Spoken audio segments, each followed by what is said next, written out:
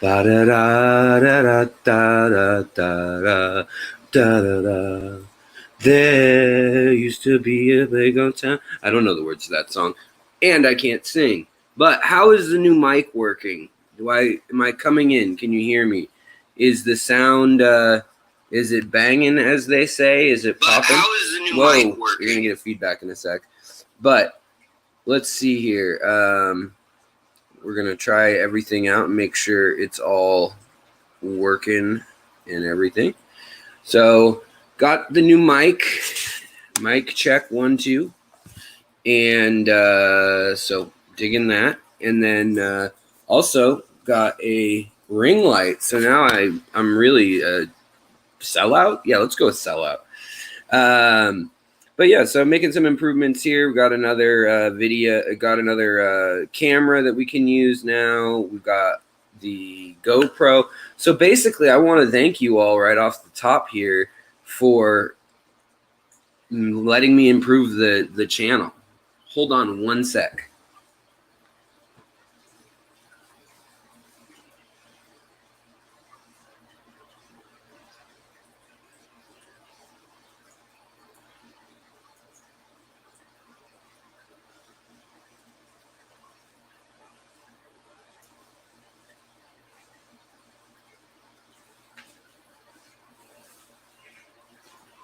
Can you hear me from far away? Can you hear me from far away?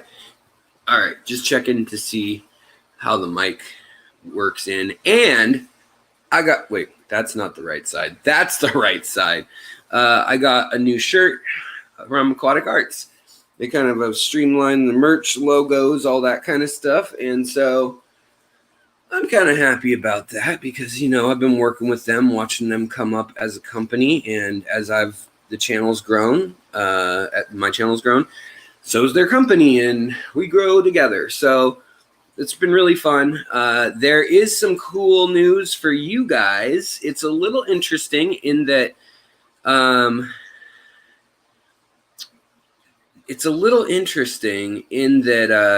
you can still get 15% off if you haven't ordered in the last few months, 3 or 4 months. If you haven't used the code history secret 15 right here on the screen. If you haven't used that code yet, you can still get 15% off. But there is a better code going on, which is a huge sale that's 20% off. Now, granted, I'm not going to make commissions off this, so this is just I want to help Aquatic Arts. You know, they help me. I want to help them. And it helps you guys because it's 20% off. So basically, they're moving warehouses, they're moving facilities, they're going to have this big retail space, really exciting stuff that they'll announce the full extent of, you know, on their end of things. But they've got some killer critters right now, and I wanted to look through because I'm going to make an order. But I figured a fun way to do it would be to go through, and then if anybody has any questions about, like, hey, what is that? Like, what, you know, what does it pair well with this? What does that plant do? What's that new product? Why is my hair is just like kind of bugging me today? Normally I could care less, but today it's just one of those pet peeve things. Like I got the new studio setup. We need to work on the background of the studio because you know, it's non-existent. But I think this is like one of the ways we'll be live streaming. I'm still gonna probably get bored and end up walking, not bored, get antsy and end up walking around, and we'll take a look in the tanks. And the other thing that I have in the works is I'm going to be setting up cameras so that we can take a look at like one of the tanks by switching just cameras quickly rather than having to get up and walk over there. So that should be exciting and fun. But yeah, so that's going on. And I just wanted, this is kind of the first run though, to see how everything is going and sounding. So I hope it sounds good. I think I got you guys up on here. Like, I think, let's see here. I think I've got you guys. Yeah, your chat. Okay, everything's going well here. And Marijal, thank you so much for holding it down in the Department of Mod and posting links and stuff. It's always awesome. I appreciate it. Let's see here. Patrick Hardy. Alex, I still can't find your videos on fish bowls and what you using in them. So I did a couple videos. They're several years old now. Some of them are 4, some of them are 3. There's probably a couple 2-year-old videos. But I did several bowls in the kitchen and in a bathroom where it was just a bowl or just a 2.75 gallon bowl. And then I did another 1 gallon bowl. And then I did a big 5 gallon bowl. One has a picture of the world on it on the thumbnail. Like the fish bowl has the continents printed on it. But yeah, so I don't know where it is. I can't go digging right just this moment, but hopefully you'll find one of those videos. And what I use for substrate in bowls, I really believe in filling a bowl, like a fish bowl, you know, if it's roughly a circle. I believe in filling 2/3 of it with water and about 1/3 to half of it with substrate. And so I like to do a coarse gravel at the very bottom, or you can do sand at the very, very bottom and maybe try to get some anaerobic bacteria if you're lucky, who knows. And then what you want to do is do a layer of coarse rock gravel that where mulm and things can eventually kind of work their way down into and settle into. Then do a layer of aqua soil. And you can do that layer of aqua soil so that it's just aqua soil, like 2-3 inches thick, or you can do that layer so it's like 2 inches thick and do 1 inch of sand or 1 inch of silt or mulm or whatever you want on top. But the idea is that you've got the main active substrate, Amazonas or any of the aqua soils really should work for you. Just depends on what you like working with. I'm trying to figure out the best way to get comfortable here.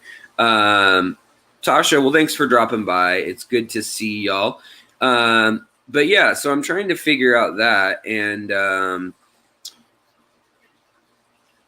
like how we want to position all this stuff. So let me know if something's better or worse throughout the stream or if whatnot. Please be my sounding board. Hayley from Oddball Aquatics, what's up? She was saying we got a huge order last Friday and restocked a ton of fish, and we got a huge plant order on Thursday. Restocked a bunch of plants. Yeah, right on. So essentially, I mean, she obviously works there, and so she knows all about that and what's going on, what the scoop is. And in fact, I mean, if you want to, I don't know what you're up to, but you could even come on here with me if you want to chat with me. I can always toss you a link, Hayley. I don't know what you're up to. I know that would be really spur of the moment. But if you feel like it, let me know, and I can send you a link. And but what I was going to do is I was going to look through some of the fish because some of them are new to me too. I mean, they just were added, and there's just a lot of cool stuff. And I'm kind of going to go through it and think. Say I want to have a budget of. I want to do a black water tank for one because they've got the cool. They've got a really cool whole new array of tannins, like. Way better options than any of the tannin specific companies. I mean, it's nuts. So, all right, let me get the link up for you, Hayley. Hold on.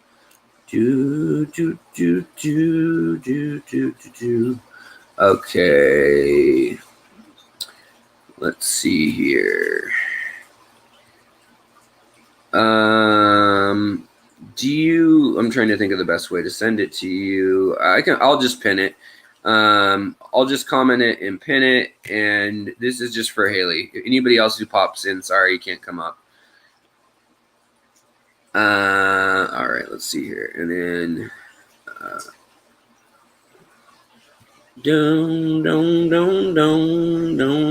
why is it not? Why won't it let me pin? I want to pin it. Messenger, yeah. Hold on, I don't have Messenger up. Hold on, let me get it up. Let's see here, because I'm working on. I've got my phone doing one thing here. No, stop that, you. And then, oh, there you are. Right on. I am the queen. She's the Hey. queen. How's it going? Good. How are you doing? I'm fantastic. There's a 6-year-old in the background, so you know. Oh, yeah, that's all good. That's all good. How's it out there? Okay, Is it come hot? wave and then say bye-bye. Bye. Okay, now go finish playing Minecraft. The mushroom cows need you. It's hot here. It's very hot. Yeah. Hey, I'm just learning what hot is. You know, living out in the Northwest. It's the first time we've had crazy heat this week. Yeah, I lost Bob Deefont was telling me it was like 100 and stupid out there. I'm like, yeah. Yeah, it was 49% humidity at my house yesterday. Like, I mean, like just outside. In the house, because of the tanks, it was like 90. But it also got to 111 degrees in my neighborhood, I think. So, yeah, that's it insane. was the heat I've ever dealt with. No, thank you. Yeah. Like So, my top knot? yeah, that's pretty sweet. So, do you want to do a little, I mean, I know this is impromptu, but I just figured, hey, you know what you guys have on the website really well. And so I was just going to basically throw the website up on the screen with us, and we can kind of look through it and comment on some of the cool stuff that's going on. We got Goblin Fish. Did you see that? Saw that. Those are so cool. Shh, go on.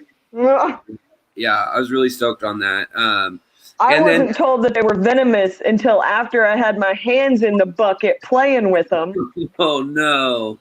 I was like, these things are so cool. Look how cute they are. And then all of a sudden, company-wide email, hey, be careful when you're dipping these because they're venomous. And I'm like, oh man, is that they have like a spine or a pectoral fin or something, or are they? Is it the mouth or what? Do you know? I think it's a spine thing. I haven't really looked into it that much. Yeah.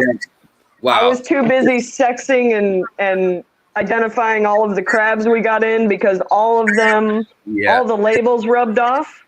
Oh man. So we had like 600 some odd crabs that I had to sex and species identify as we were unpacking them. That's rough. So yeah, that's rough because I mean, even when you order something and you know what it is, sometimes like fish that are stressed from shipping, you're like, "Which is this? The Pseudomagil luminatus or Gertrude?" Right. One, you know. Oh man, silverfish. This is a silverfish. Yeah. Yeah, exactly. Put this in the silverfish tank. Exactly. Let me try to pull up. Let me just get this pulled up so we can show people the website. And like I said, they are running an all company. They're running an all company sale. And what is going on here? Oh yeah, the honey tab. I've got to keep track of honey now because they try to steal everything. So they've got and let me move this. Sorry, I'm still learning. This is all new setup now with getting the mic sorted and all that finally. But all right, let's see here. So first of all, while I'm screwing around with this and making sure we can see it and everything, do you want to introduce yourself a little bit? Let me put you on the big screen for a moment. Oh, great. Hang on, let me find a fish tank. It'll make me look cooler. Yeah, no problem. There you go. I'll stand here. Oh yeah, you got a killer fish room there. Yeah, this is life. Fish life. I'm Hayley from Oddball Aquatics, and I work at Aquatic Arts. I do a lot of different things there, but mostly I do fish dipping and care and kind of social media stuff and behind the scenes. If you ever order anything over $200 and you get a thank you note, that's usually from me. Because I've just spent, 2 hours writing out about 40 of those. So you have you have the best handwriting, huh? I mean, they think the girls have the best handwriting because we work with a bunch of boys, so whatever. It's true. Yeah, okay. That makes sense. Right? And you have a YouTube channel, obviously, right? So yeah, I actually started my YouTube channel solely for the purpose of documenting my ropefish project. So I'm trying to be the first person on the planet to successfully tank breed ropefish. right on. Yeah, that's awesome. I tried that with Panda Loaches, and then the guy at Aquatics and a German guy just beat me this year. I mean, I've had one spawn, but I don't count that. I had one fry live 2 years ago. Yeah. Wow. Man, that's awesome. That's the ropefish pond. So it's like a flooded rice paddy, essentially. Basically, it's a box that I put a preformed pond in. Very cool. So yeah, it's like 100% humidity. It rains in there because it's hot.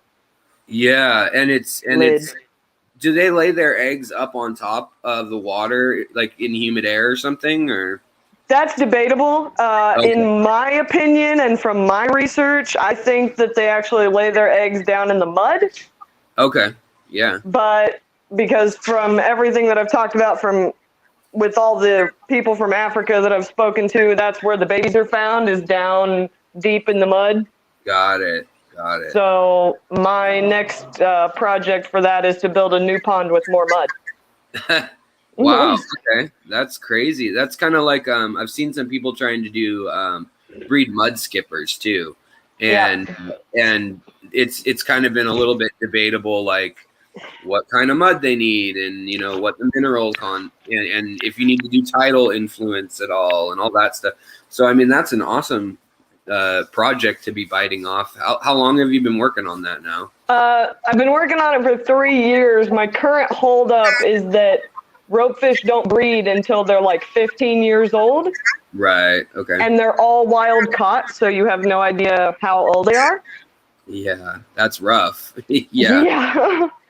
Which is why anytime I buy them, I'm like, give me the biggest ones you have. Yeah. How many are you working with right now? 13. Wow. Okay. Lucky number 13, right? Yeah. Honestly, I just kept getting more, and I'm trying to get them to pair off, and it's a labor of love.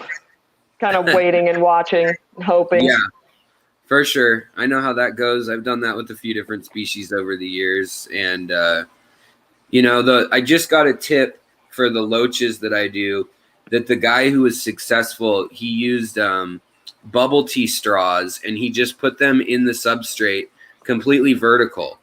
And that's what the Panda Loaches used as spawning caves, like with their little their little heads like meerkats coming out, which is just, I mean, not many people. Genius.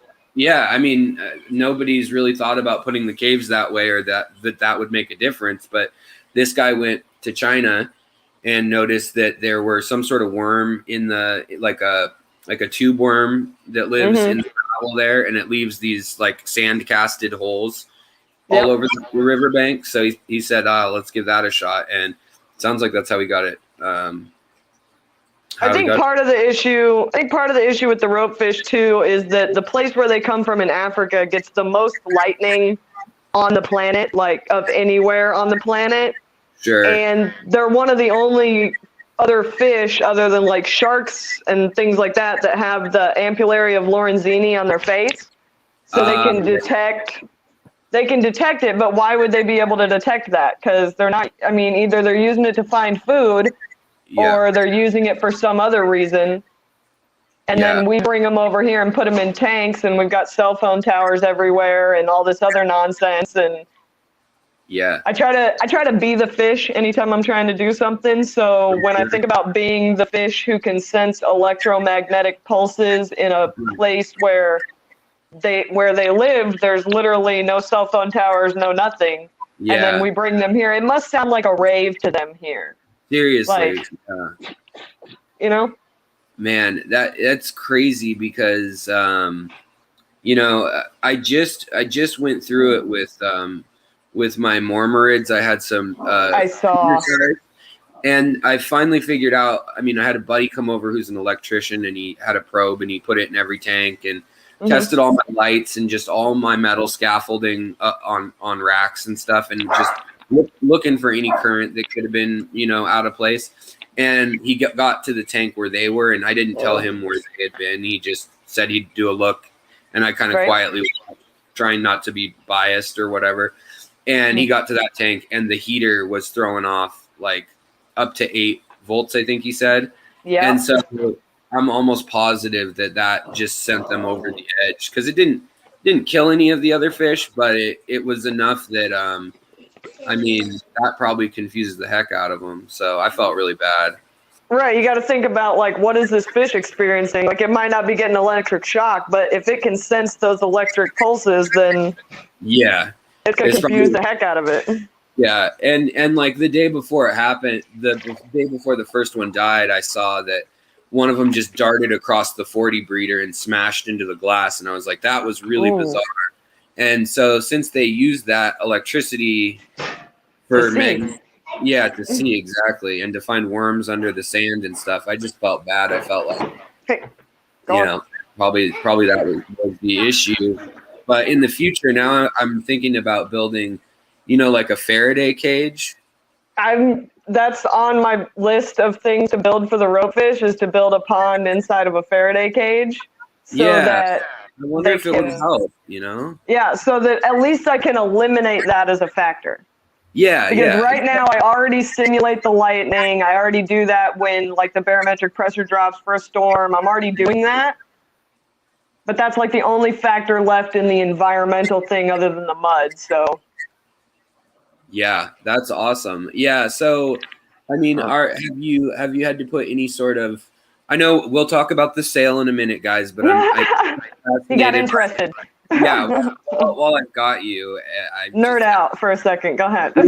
yeah, exactly. Just chill, everyone. So, yeah, I mean, what do you know what they eat in the wild? I mean, do they eat like an array of little bugs, or do they have like a specialized diet? Well, in the study that they did in the Cross River, where they pulled a bunch of, they were trying to get a idea of what species were in the Cross River and at what volume those species were there. So they pulled a bunch of animals. They pulled like 800 or something ropefish. And when they do studies like that, they do necropsies on all of them. And the gut content of all of those ropefish was 80% freshwater prawns. Oh, wow. So what I did is I put Neocaridina in my pond, and they actually breed in there, and the ropefish eat them. Oh, right on. Yeah. I've used Malawi shrimp just because they reproduce so quickly. Malawi Caridina. For me, and just, I know you guys have totally different water, but for me, they reproduce about double the speed of like Neocaridinas, which are probably the quickest breeders other than that in my experience. But I do the same thing with like my pistos and all sorts of other fish, and even like puffer fish, the pea puffers and stuff will eat them too. But I think they really help, like having, that live food source that's something to hunt too. I think it just lets them be more natural, lets them get the closer I can get to nature, that's always my goal. So having that breeding colony of shrimp in there is the best thing that I could have for them as far as food is concerned. Now I feed them bloodworms and tilapia, and they actually come out of the water and grab things. So I do like crickets and isopods, and there's all kinds of stuff that goes into that. Wow, that's really cool. That's. But my water is super hot. You guys over in Seattle have that soft water. My water comes from a well. Comes out of the well at 8.2 and 280 TDS. Wow, man. Yeah. It's like 6.8 with like 30 or 40 TDS, Yeah, so. that's I couldn't live in that water. Like that's not where I play. Yeah, you have to completely add anything that you want to add to it. You know what I mean? Like I barely have to add fertilizer because my water's got so many minerals in it anyways. Yeah. But I also don't have to dechlorinate because I have a well. Yeah, that's nice. And I bet that will I bet that could in theory help the spawning, project, because municipal water just goes through so many pipes and stuff, and I just believe that they've got to leach, whether it's copper or chloramine or anything whatever along the path of a city. They dose algicides and they dose just stupid amounts of stuff. Our club actually will watch the water treatment plants, and anytime they go through like their summer dosing or like right before winter dosing and stuff like that, we put out an alert to all of our members, because we've had so many people that have killed tanks and tanks of fish just because the water treatment plant decided today was the day. Yeah, I mean, that's really cool that your club is. Are you Circle City? Is that the one that you're a part of? Okay, cool. Yeah, I'm on the board of directors for the Circle City Aquarium Club. Okay, awesome, cool. Yeah. I know Circle City, Massai or Massey, and then in DC, I always forget the name of theirs, but those clubs, and then Seattle, like there's some pretty proactive people in all those clubs that we all kind of talk, obviously, too. You see the same listservs and stuff, but in Seattle they kind of do a flush out, and so they switch over from like water reservoirs that are lakes and streams in the mountains to like dams and concrete like water towers in the heat of the summer. And when they do that, our TDS jumps like 50 points, and then they extra chlorinate it because there's ducks chilling in the reservoir or whatever. So we go from like ice and glacial water to like one day they just flip the switch, when it's low. But, to them, they're like, why does anybody care? But of course, to fish people, we're like all freaking out. And we care. Yeah. We care. Like, many lives depend on what is coming out of that tap. Yeah. So when you just surprise us with something, like that's the other thing is DNR does stuff all the time that affects that too, because they'll be trying to eradicate something from some waterway that feeds into the water treatment plant, and they've pumped something into that waterway to kill Elodia or whatever plant they're trying to bust down that they're never going to get. And it's like, stop with the chemicals, okay? Your boats aren't worth that much.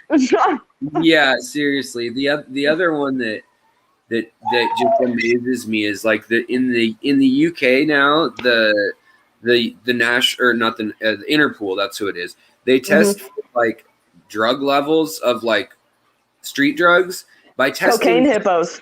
Yeah, exactly. Yeah, okay, you know what I'm talking about. Yeah, I mean, so I did some research. Yeah, I mean every Friday night through Monday morning, they can literally like test how much of each drug there is in every major metro area by testing the sewers. And I mean, yeah, it's trace amounts, but that all adds up when you add all the things that go into a sewer, Right. What was the thing the other day? It was some kind of antidepressive medication that was affecting crayfish breeding or something to that effect. SSRIs, I think, in general, was it? Yeah. Apparently it makes the crayfish not want to do it. Yeah, it just makes them zombies or something. I don't know. It's sad, They just lose their lust for life. They're like, forget it. It's fine. Yeah. It's like those like I don't know. I haven't watched TV in a long time. I don't know if they even show those ads anymore. I don't watch TV. Yeah, the like depression ads they had on for a while. They were like, do you sometimes sleep? Can you not sleep? Well, then you need our drug, or whatever. Like that's everyone. Yeah, exactly. What are you talking about? Right. Kevin asked if you can combine those discount codes. You can't. No, and that's what I was saying, Kevin, too. Is don't worry about my code or anything. Just get your 20%. Just buy whatever you feel like. Right, we gotta sell everything. Like, yeah. Do you want to explain what's going on? Like, why the flash is a little bit? We thought we were gonna have more time to move into our new warehouse. However, it turns out we don't. So we have basically 30 days to move our entire warehouse to the new location. And we literally just got in 50 boxes of fish from Indonesia. Yeah. All right. So it was kind of like we got in the shipment. Everything was cool. Yay, we're restocked because we were having a hard time getting our plane to bring our shipment over from Indonesia. It took like 3 extra weeks or something stupid. And then all of a sudden, as soon as we got it in and unpacked, they were like, oh, by the way, you don't have that extra time you thought. You got to get out. And we're like, we have a lot of fish. Yeah. Well, and then I heard too, Ashley was mentioning that actually sourcing glass for aquariums has been a bit of a, sourcing everything is a nightmare. Wood is 5 times the price it should be, and right. We originally had plans to do all this custom steel racking in our new place, and all of that was in the works. And then we got the quote for the steel alone, and we were "There's no way!" And lumber is no better. So now we're trying to source other racks and things. It's just kind of a crazy town at the moment, but. Step one is we've got to decrease the number of live animals in our care. Yeah, I mean, yeah. So you guys are doing a favor. If you felt like buying fish now, anyways, and it is the time. It is the time to do it now. I can't say I don't want anybody being like, oh, well, they took another 5% or 10% off later, but I think they are hoping that this kind of pushes most of the stuff out because. This is about as good of a sale as you guys ever do. I mean, Christmas. I've never seen them do 20% when it wasn't like Black Friday or like a specific sale. So yeah. So let me pull up the screen. Let's make the star of the show. The fish. Yeah, exactly. All right, here we go. Let me mute my phone also. I don't know why I didn't mute it already.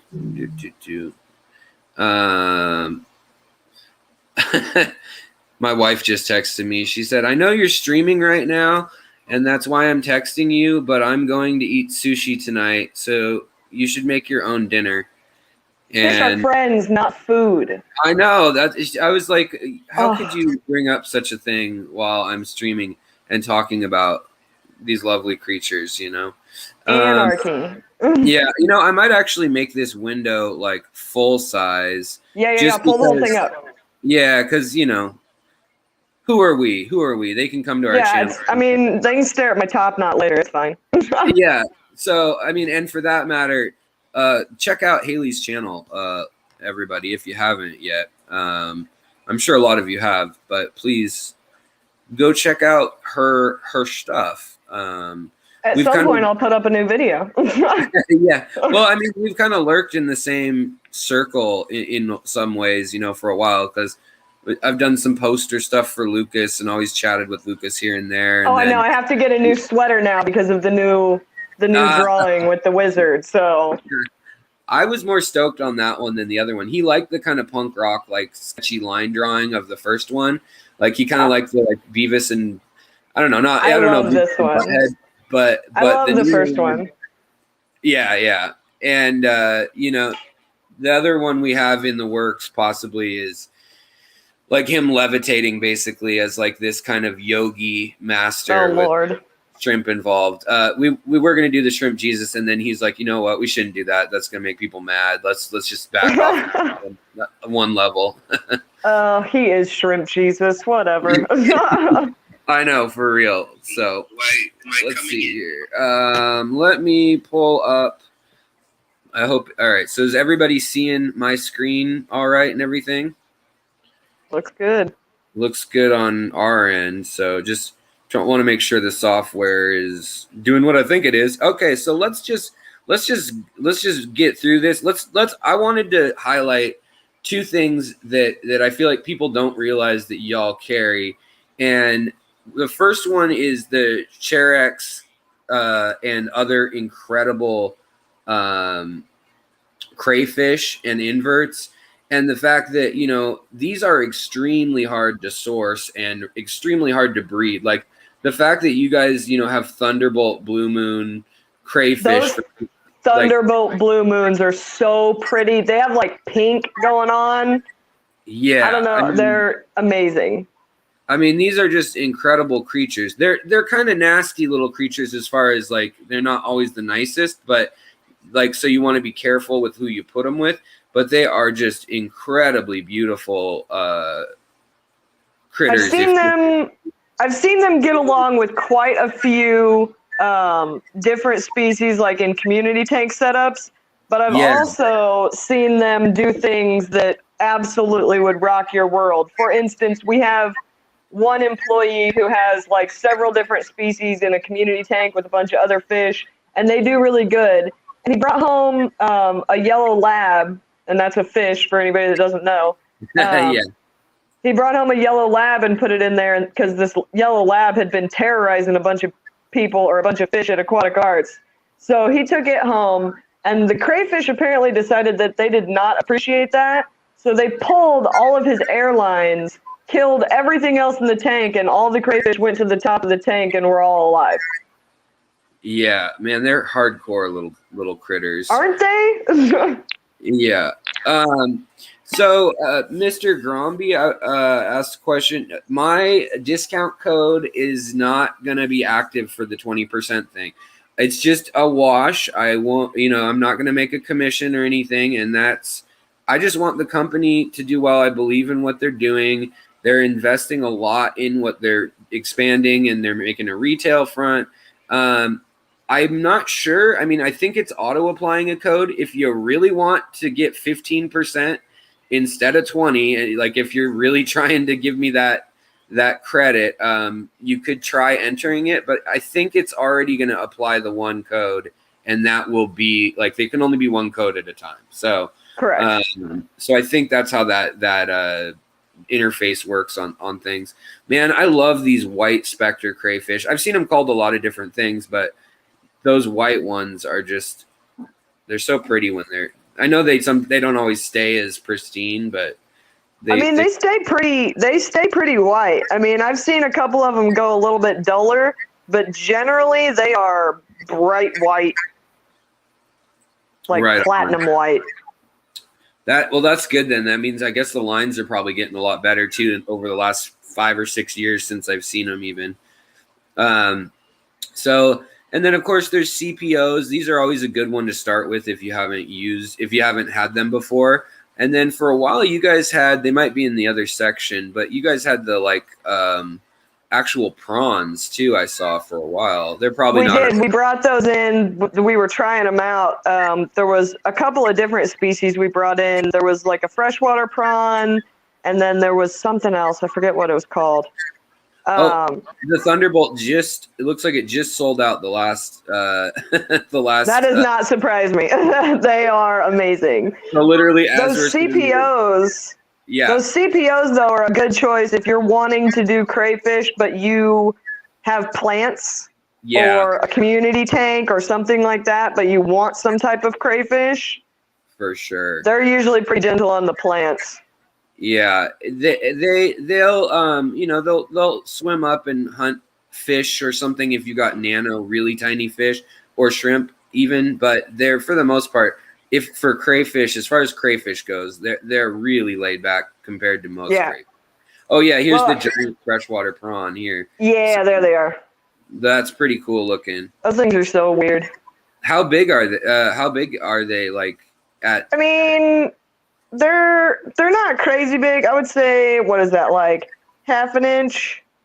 Oh, okay. Maybe a little less.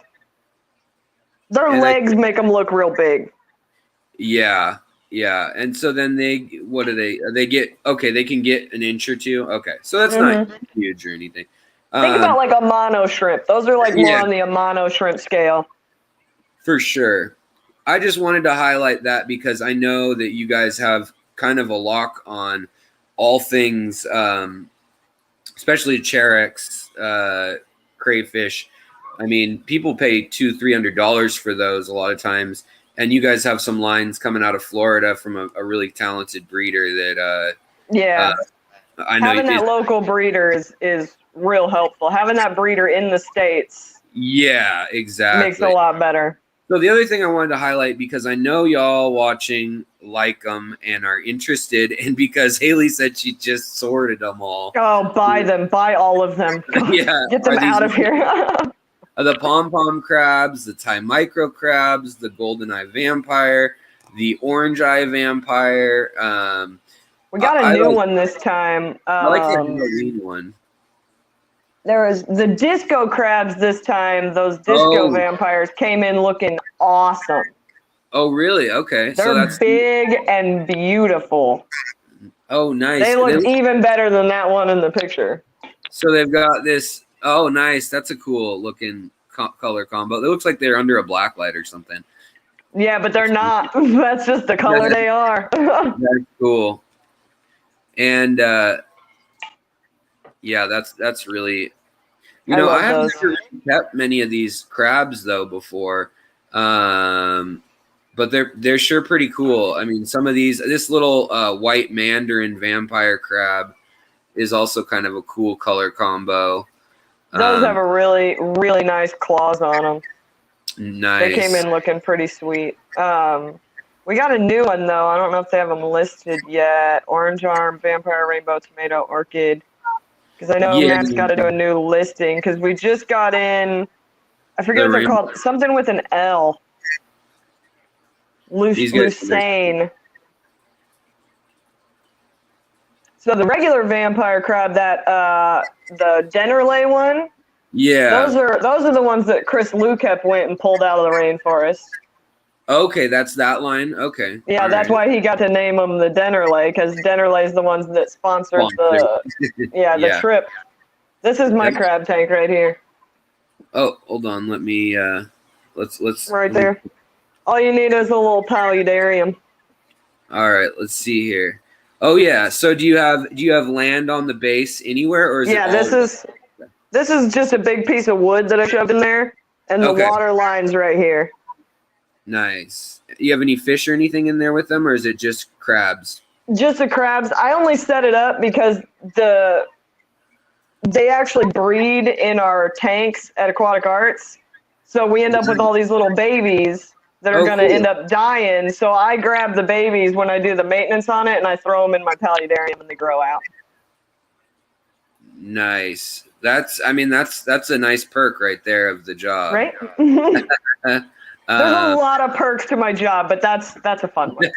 Yeah, totally. All right, let's see here. All right, so you guys get the idea. If you guys have been looking for pom-pom crabs, Thai micro crabs, or any of these vampire crabs, the what is it? Sassarma? Sassarma, yeah. Sassarma, okay. Yeah, I don't know a whole lot about their care, to be frank, so go to Hayley's channel, pester her. Feed them something meaty. They like meaty foods. They like veggies. They'll basically eat anything as long as you give them somewhere to get out of the water and somewhere to get in the water. They'll do fine. Put them on sand. They sometimes like to bury themselves to molt. Nice. And the other thing I wanted to highlight, because I'm going to be going over these things, also hopefully getting some to test out and to play with, is going to be all the different. Let's see how it's listed. Leaf litter. Yeah, you guys have some really cool leaf litter and stuff like that. Yep. What's it going to be listed at? Oh, leaf litter and botanicals. Okay, here we go. So, I mean, eat your heart out. Like the Tannin, what is it? Tannin Aquatics or whatever that's super over that website. Yep. I mean, you guys already, I know you have more to release still. And I've never even seen like coconut petals, cinnamon leaves, bamboo leaves, banana leaves. I mean, you guys have jackfruit leaves. By the way, jackfruit. Yeah, jackfruit leaves and the lotus pods are probably my favorite because those lotus pods are like an instant shrimp breeder. Oh yeah, they're like a shrimp condo already, ready to go. You just drop it in. Yeah, and then the jack leaves, I like those. They've got I think it's pronounced guar gum, like that we see in a lot of different foods and stuff. But they just have a little more like rigidity to it. They don't seem to fall apart into dust like almond leaves do sometimes. They stand up a little longer than the catappa leaves or Indian almond leaves. Yeah, so I'm excited to play with I've played with guava, I've played with jackfruit. And the other thing about jackfruit is that's the flavor that so juicy fruit gum was actually made from a chemical that just happened to remind everyone in the lab of jackfruit. But used to be a popular fruit in America in the South, and so it's one of those things that apparently jackfruit smells like juicy fruit gum, so mixed with pineapples. Does the flavor go away just as fast? I want to know that. I've never really had fresh jackfruit. Like, there's a short for you. Start chewing on a piece of jackfruit and see how long that flavor lasts. How many chews does it take to lose the flavor of a jackfruit? There you go. That's content. Yeah, yeah. So, and then mulberry leaves, that's one that I collect out in my neck of the woods also. Coconut shell caves, all the way as low as $3.99 for the little ones. Moringa leaves. I mean, catapa fruit, is that like the almond husk, like around the okay, yeah. So it's the actual like dried out pod husk of the fruit. Yeah. Okay, yeah. Very cool. We've got other stuff that's going to be listed up here, though, that I know is back there. Because we've got, like, these giant, like, bean pod looking things. And yeah. We did a huge botanicals order, and that stuff has just been piled up back there waiting. I was talking to Matt, and he was saying he just turned it over to start being released, 2 weeks ago. And the banana leaves. He went botanical crazy. Yeah, well, I'm glad he did, because I mean, I want to try to do like I want to try to get maybe like 2 or 3 of a few. I mean, the prices are really good. Like, honestly, like, no joke, you guys, I would maybe try to buy some botanicals, because who knows? I mean, they're trying it out. So whenever a company's trying something out, usually they end up raising the price rather than lowering it if it's a hot item. And like figuring out, like, with shipping and everything the way it's been, like, things aren't trending cheaper yet. So I mean, if you see something that you're like, oh man, I'd like to get my hands on that, I'd check it out and well, now's the time for all of that, because everything is increasing in price just because it's becoming harder and harder to get stuff into the United States. Right. And it's not just availability. It's the fact that some of these countries are shutting down again because of, the words that we can't say. And some of them, it's just impossible to get these flights out, which is going to increase the price on everything just because the travel increases stuff. So, well, and not to mention also, I mean, like with dry goods, and I mean, even things like stone, like Lowe's had a big old sale on Dragonstone and stuff like that from they bought it from an aquatic wholesaler. But now there's an issue with the aquascape stores in Seattle are now seeing that there's nothing orderable now. Like, after that big glut of stuff came through after it being clogged up for a year, there was like 4 months of, wow, it's a great price, we can get a great deal on it. And now there's literally out in the Puget Sound where I live, there's like 12 or 15 cargo ships that are waiting to unload, that are backed up because the port's just too busy. And it's big money, big problems. Part of it's also staffing issues, because you're running into situations where you've got giant groups of people that can't go to work or don't work at a facility anymore. They work from home, and then you've got to bring people in, and then it's how do we social distance them and all this other nonsense, and totally logistical nightmares everywhere. Yeah, exactly. And then, all right, so let's look at some fishies here. Just go to the fish section, because you guys have a crazy amount of fish in right now, which is nice. Yes, we do. Sometimes people ask me, why do they have 8 pages of sold out fish? And I want to show you guys, for instance, whenever they get a fish in, one, you can let them know that you want to be alerted when they get more. And when you do that, you better believe that the people who order there are like, oh, 8 people added it to their wish list. I'm going to bang on every door for this fish. We look at that every day. Yeah, exactly. So if we've got people waiting that have signed up to be alerted when those things come in, it goes to the top of the list for what we're looking for on our import lists.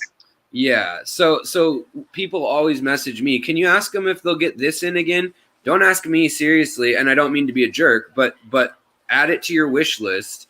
They don't give the info to anyone. They're a very ethical company. It's why I work with them.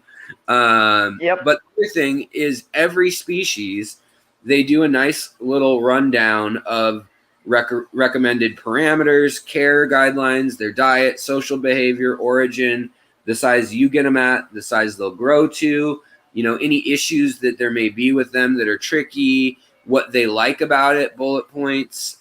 So that is why they leave, between those two reasons are the main reasons why they leave up stuff when it's sold out, is so that you can say, yeah, we want more of that. Or if you bought something recently and you want the info again, you can have it, and then also I did a video recently on clear fish, and I got a school of 15 of these glass bloodfin tetras. Aren't those cool? They look incredible under a bluish, like under an aquascaping light. Like they look fine under a normal light too. But if you've got kind of like an off blue color light, all the iridophores and like different color nodes inside their body that look like, rainbow, like just it shines like a mix between like metallic and mother of pearl or opal, and it's really cool. They kind of look like a mean fast fish for a little tetra, but they're super peaceful. I love how they school. They're just really good schoolers. Yeah, they school about as good as like rummy nose tetras, which I mean, not much gets tighter than that. That's pretty much the best schooler you can get on the planet. I always recommend those, and then Ember and Reed tetras are two other good ones, I think. The Ember tetras are schooling really well with my bloodfin, the glass bloodfins that I got too. So they kind of look cool because their tail is kind of the same color as the whole fish. And then I've got 3 gouramis. You can watch my clear fish video, and towards the end I showed them in my big 50-gallon aquascape tank. And if you're curious what they look like in a school. Welcome Heaton Aquatics. Welcome to being a member. Rico said, got to set up. But I did see Rico Stan's question about cold water fish. So Rico, have no fear. I'm here to tell you the only cold water fish you need is these blue Miyuki Medaka rice fish. They're expensive, but they are mind-blowingly beautiful. Those Miyukis are my favorite rice fish we've ever gotten ever. Hands and down. Honestly, Lucas never buys anything or wants anything that Aquatic Arts has, just because he has his shrimp and his guppies and he's fine. Yeah, and he got his called me up. He called me up and he's like, these blue Miyukis. And I'm like, I know, dude, I know.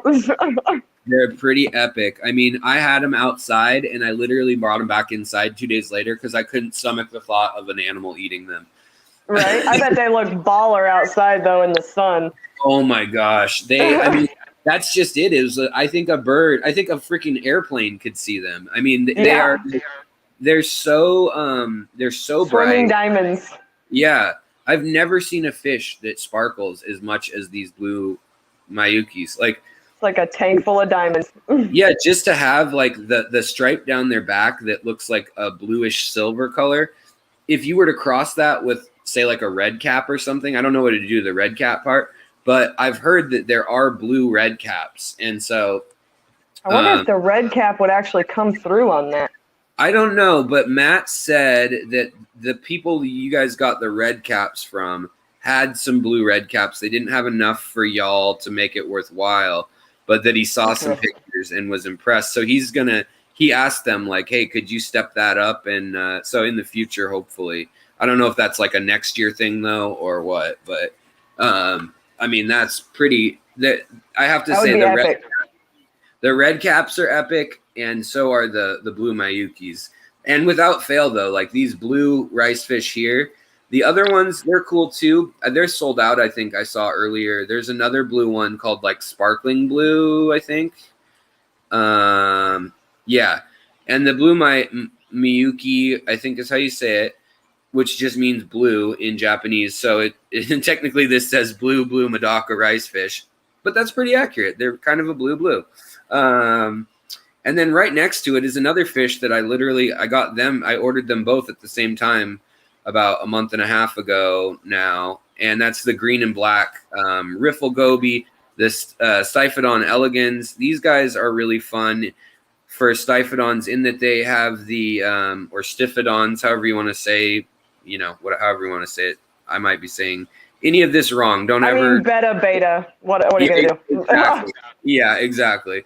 But these guys are really fun in that I've got all my Styphodons in kind of mix up because they're not going to reproduce in your tank unless you have a crazy like water slide with saltwater tank at the bottom, and it's just not going to happen. They have larval stage fish, and so you'd really need to have like an Amano shrimp type breeding setup where they go from fresh to salt. They have tides replicated, and it has been done, but basically in labs. And so it's really, really, really difficult. It's just not worth the energy for the return is why most people haven't done it. I think, also because it has been like documented. I've seen the protocol, how to do it. But what in my mind, that's not a bad thing because like you guys also have like these birdsong gobies, and I actually submitted some pictures. I mean, you guys have a great photographer.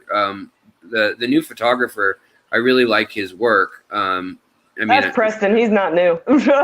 Or not Preston, but is it Adam? Oh, Adam. Yeah, he edits all the pictures. Yeah. Preston takes all the pictures and sends them up there to be edited. Oh, okay. So that's how it's still going. Okay, yeah. So but I really like like the product photos and stuff. But I sent in some pictures because this red, I mean, it doesn't do it justice. These are blood red in my tank. Like, I mean, they are. Are you still flipping through pictures because I can't see? Yes, your sorry. Screen's just stuck on newest arrivals. Oh, weird. Okay, I see that now too. Weird. Thank you for just a heads up. Yeah, no, I appreciate that. I wonder. Like he's talking about all these fish, but I don't see these fish. Yeah, I mean, I wonder what's going on here. Weird. It's frozen. Okay. Yeah, it. Now you're clicking. Let's see if we can. Yeah. Oh man, I wonder how long I've been doing that. Now I feel like a dum-dum. I don't know. I wasn't paying attention until just now. Yeah, the blue Mayukis right here. If I didn't show them earlier, this is what I was talking about. These are the incredible blue fish. Boy, that don't even do them justice. Yeah, no, it doesn't do them justice at all. I mean, there's no picture that could really.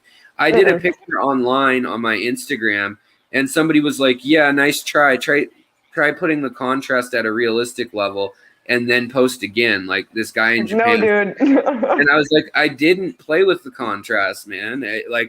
But that's what they look like. Yeah, the picture did look unbelievable, though. It looked like a cartoon. It looked like somebody had colorized like over the picture. But yeah, those are a great one. That they're really fun. And then just real quick, these are the Styphodon Elegans. Sorry, folks. Sorry, I was behind on that. But they have this nice iridescence that runs down the body with like an orange highlight on the fins. Mine actually have turned very blue. Mine are like a very cobalt. They're almost the same as the cobalt Styphodons. But what I was saying, what I like about them is you can combine almost all these Styphodons as well as any of the Schismatogobius or even like Bumblebee Gobies, stuff like that. You can combine a lot of these. Some of the bigger Gobies or some of the micro predators may be a little more nippy, but for the most part, you can combine any Styphodon for sure. And just wherever you put them, make sure that that's where you want them to go because they are a pain in the butt to catch. Oh, yeah, you're never going to catch them. I mean, dumb luck dipping ever. Yeah, dumb luck catching them while they're like climbing up the filter pipe is like the only way I ever catch them. So or literally like they've jumped out a few times when I've like tried to net something else. But I mean, look at this. This is just a beautiful, the yellow striped goby. Just up close, that is just a beautiful fish. Just very cool. Amazing. Like a turtle, its head. But so, all right, let's keep going. I know I'm being slow. There's just so many great fish. The chocolate emerald cichlids you guys have had for a while, and if you are into bigger or mid-sized cichlids, Central and South American cichlids,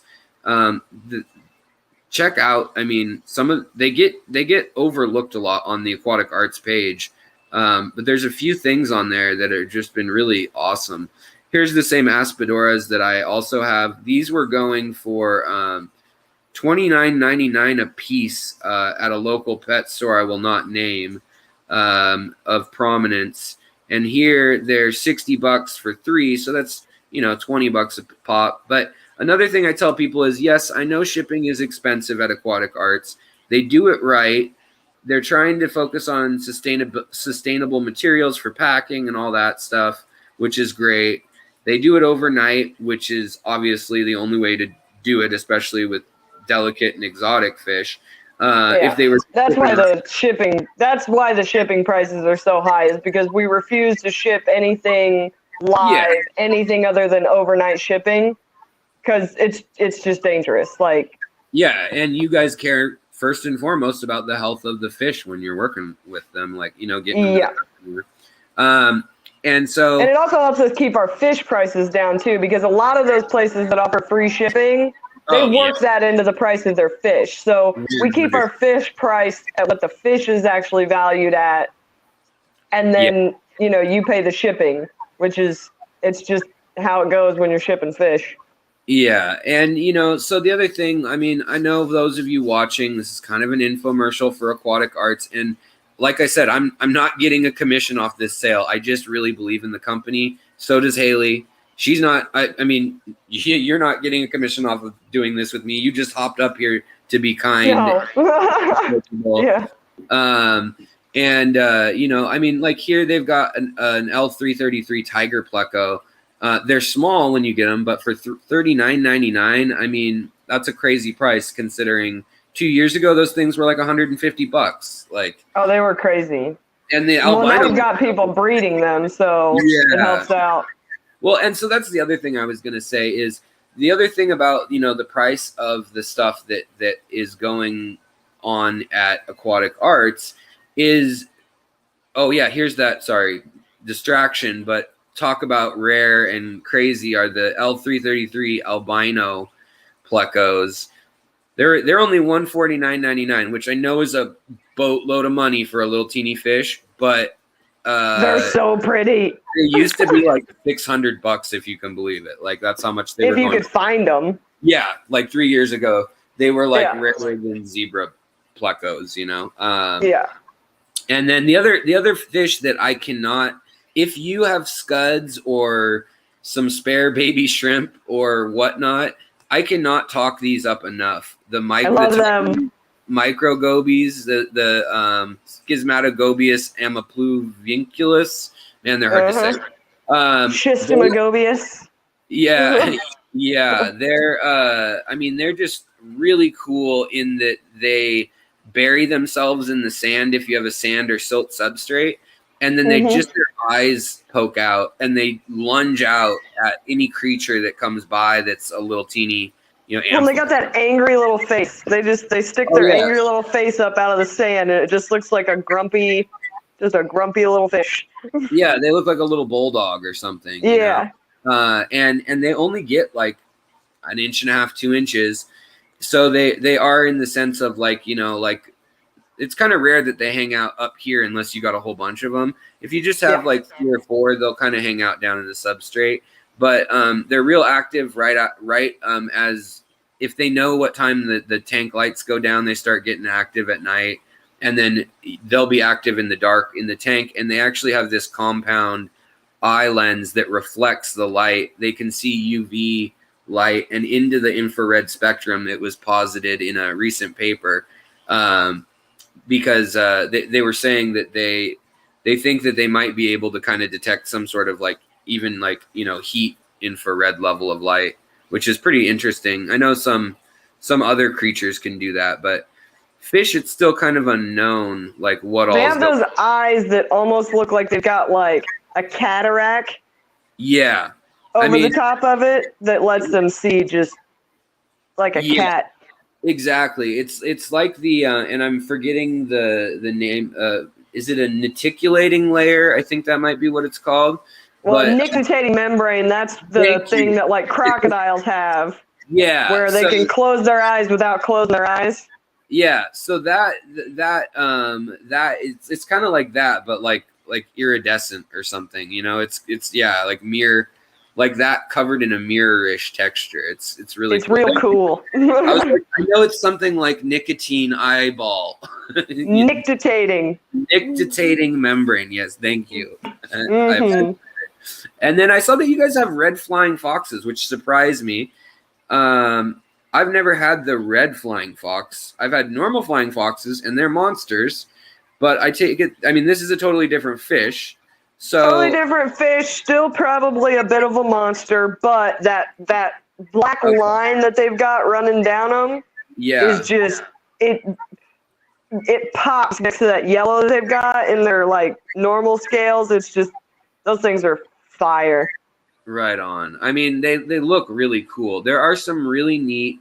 There's also this Chinese loach that recently I was looking at, and there's another Chinese goby. Oh, the high fin banded loach, the Chinese one. Those sold out. That was Matt bringing stuff in. Yeah, I mean, because I figured he loves them. Those are also, you know, mid to cold water fish too, and like going to koi pond, and I was like, I bet those are gonna sell, and I bet someone, I don't know who it is, whether it's like, you know, I won't throw any names out there, but there's always some people on the team who are like really rah for one fish, and someone who's like, I don't know about that. We'll see. And I knew Matt was like going to be all stoked on that one, and I was he loved that. I was wondering if that was a bit of a stretch to get those brought in, because you know they're kind of big, and they're big. You know. We kind of fought him on that a little bit, but they were cool. Generally, we all have our different like sections of fish that we really like. Like we bring in a lot of Bashirs because me and Eric, me and one of the other guys that work there are like super hardcore Bashir keepers, and for sure, you know, Matt loves all of his weird gobies and his weird, you know, loaches and that kind of thing. And we've got some cichlid guys, and you know, we're all fish nerds too. So essentially, we look at these lists going, "Oh my gosh, that's so cool! Bring it in." And I mean, we do a lot of, you know, like everybody likes these. We got to bring these in. You know, we should be selling these. But there's a whole lot of fish nerds looking at lists going, I want to see these. Yeah, and I mean, these are another one that I have. Actually, these are not together, but they're right next to each other. And so probably next live stream, y'all will see them. But I got some Turkana jewel cichlids, and then also you should breed those. I am. Yeah, that's actually what I'm doing. Yeah. Good, because I want homebred ones of those. I love the colors on them. I just want a really nice, stable line of them. Yeah, and that's this line is from Kenny E and Danny from Danikin Aquatics. Yeah. Yeah, they brought me 6 babies, and it looks like I got 3 females and 3 males from how they're growing out. So we'll see how they pair off. They're only in a 10-gallon right now, but they're real small. They're just now turning red. Like literally this week they started. And they've turned red very quickly. The heat, I think, has sparked the red. But I also started feeding them a lot more anthocyanin, like rich foods. Heat increases metabolism, which increases growth. So yeah, totally. And same with the sunlight, even if it's indirect. The UV light just makes your fish look better. But then right next to it too, these banded barbs. Sometimes I've seen them called like 9-band or 12-band barbs, depending on the variety. But these guys are also a really fun. They school very tightly, but they're a little shy. They school really well if you give them a lot of tannins. Yeah, and they are. I mean, they're quick too. They're not just like a lackadaisical schooler. Like they can dart as a group across a 40 breeder, across the 75. Like. And they will all hide under one catappa leaf. Yeah, you know how it goes. You know the pain of it. I just saw now that you guys got the Geophagus in too for, I mean, only $11.99 for that's impressive. And the other thing that I really like about Aquatic Arts, and I always say this, but it's true, is that y'all buy from local breeders, and nobody does that anymore hardly.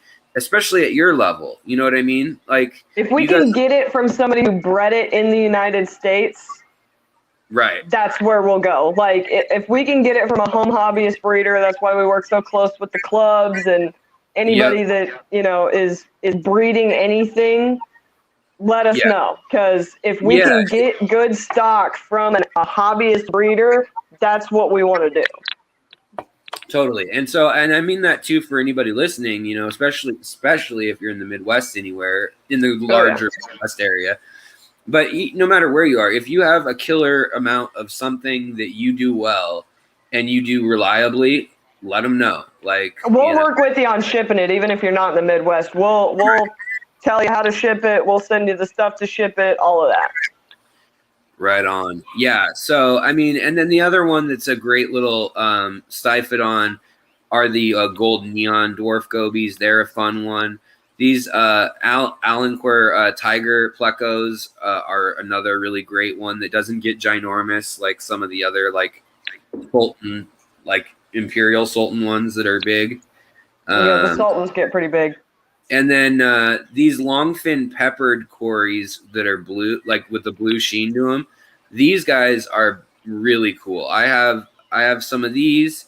These are the like long fin variety, and then there's an even longer fin variety you guys carry sometimes. Yeah, the long fins we actually get from a local breeder. His name's Bob Hargis.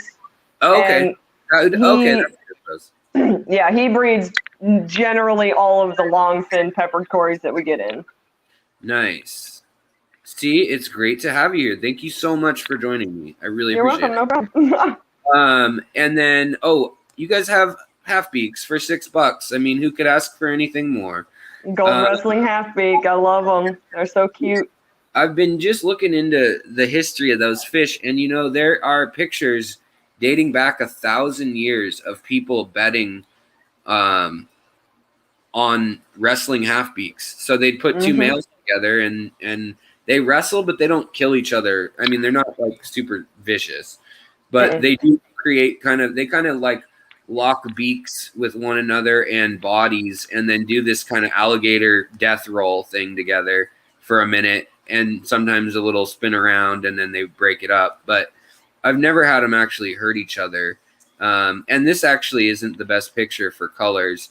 Right now, the ones I have really bright red and yellow. Well, it's hard for us getting the pictures of them at their absolute best. It's kind of hard for us because we have them in holding tanks with a bunch of other fish. So they're not living in, I mean, we put plants in there, we put cover in there to make them feel better, but they're not colored up the way they would be colored up if you put them in a fully established planted aquarium where they're living their best life. Yeah. And breeding and that kind of thing. All right. So if somebody asks, Greg Van Fleet asks, if we're breeders, who do we contact? Who's the best person to contact? I mean, I always just say info, but you might know the actual. If you send an email to info@Aquatic Arts, we will get it to the right person. So if you're just sending an email to us about, like, I need to change my order or I had this happen or whatever, we've got Jeff and Preston that usually handle all of those. And then if you send in an email that's something like, what do you think I should do with this? Or how do you, you know, like a hobby, like nerd question, like if you're trying to get like real deep into some stuff, that all gets dumped into my box for me to answer. And then if you're a breeder or you're trying to sell something or buy something, that kind of thing, usually that gets thrown into Matt's box and he will handle that. Right on. So we all work out of the same email. We just kind of delineate things to the person that will be the most help to you. Boy, this is a beautiful little fish that I've never kept this Vieja Argentina. The silvers. Yeah. Yeah. But I mean, look at the subtlety there. I can really imagine that would come when it colors up, that top fin is a rainbow. Wow. That's really cool. Yeah. I mean, Viejas, obviously, there's a large channel that people know that has made them a well-known fish, but they're still just overlooked, and they're a pretty cool fish, you know.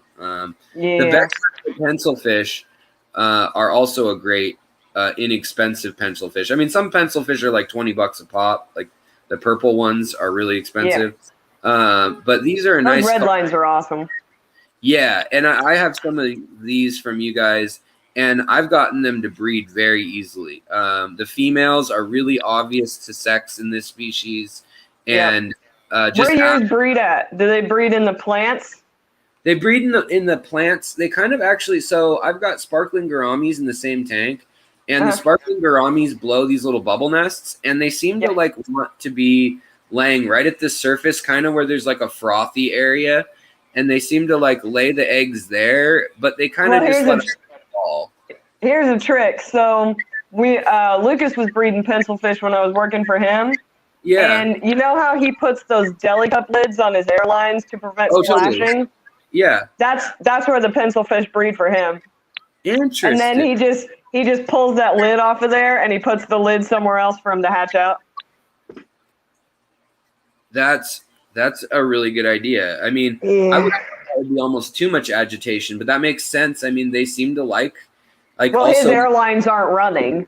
That's true. I forgot about that. Let's be honest here. Yeah. Yeah, for sure. They're just in there because he hasn't taken them out, or because I didn't take them out when I was told to, but whatever. Right. And then let's see here. Leopard frog pleco. That's my favorite pleco. I don't know why. It just is. Because it's the poor man's zebra pleco? Yeah, exactly. I like the ones you guys have are really orange and yellow when they grow up. Some turn like a buttercup cream color. A lot of lines out there, and I don't like those ones as much, like hey, you're passing by my favorite little catfish there, the Asian stone cats. Those are my favorite. They're so cute. They are so teeny, but they are adorable. And you can breed those. Those are actually pretty easy to breed.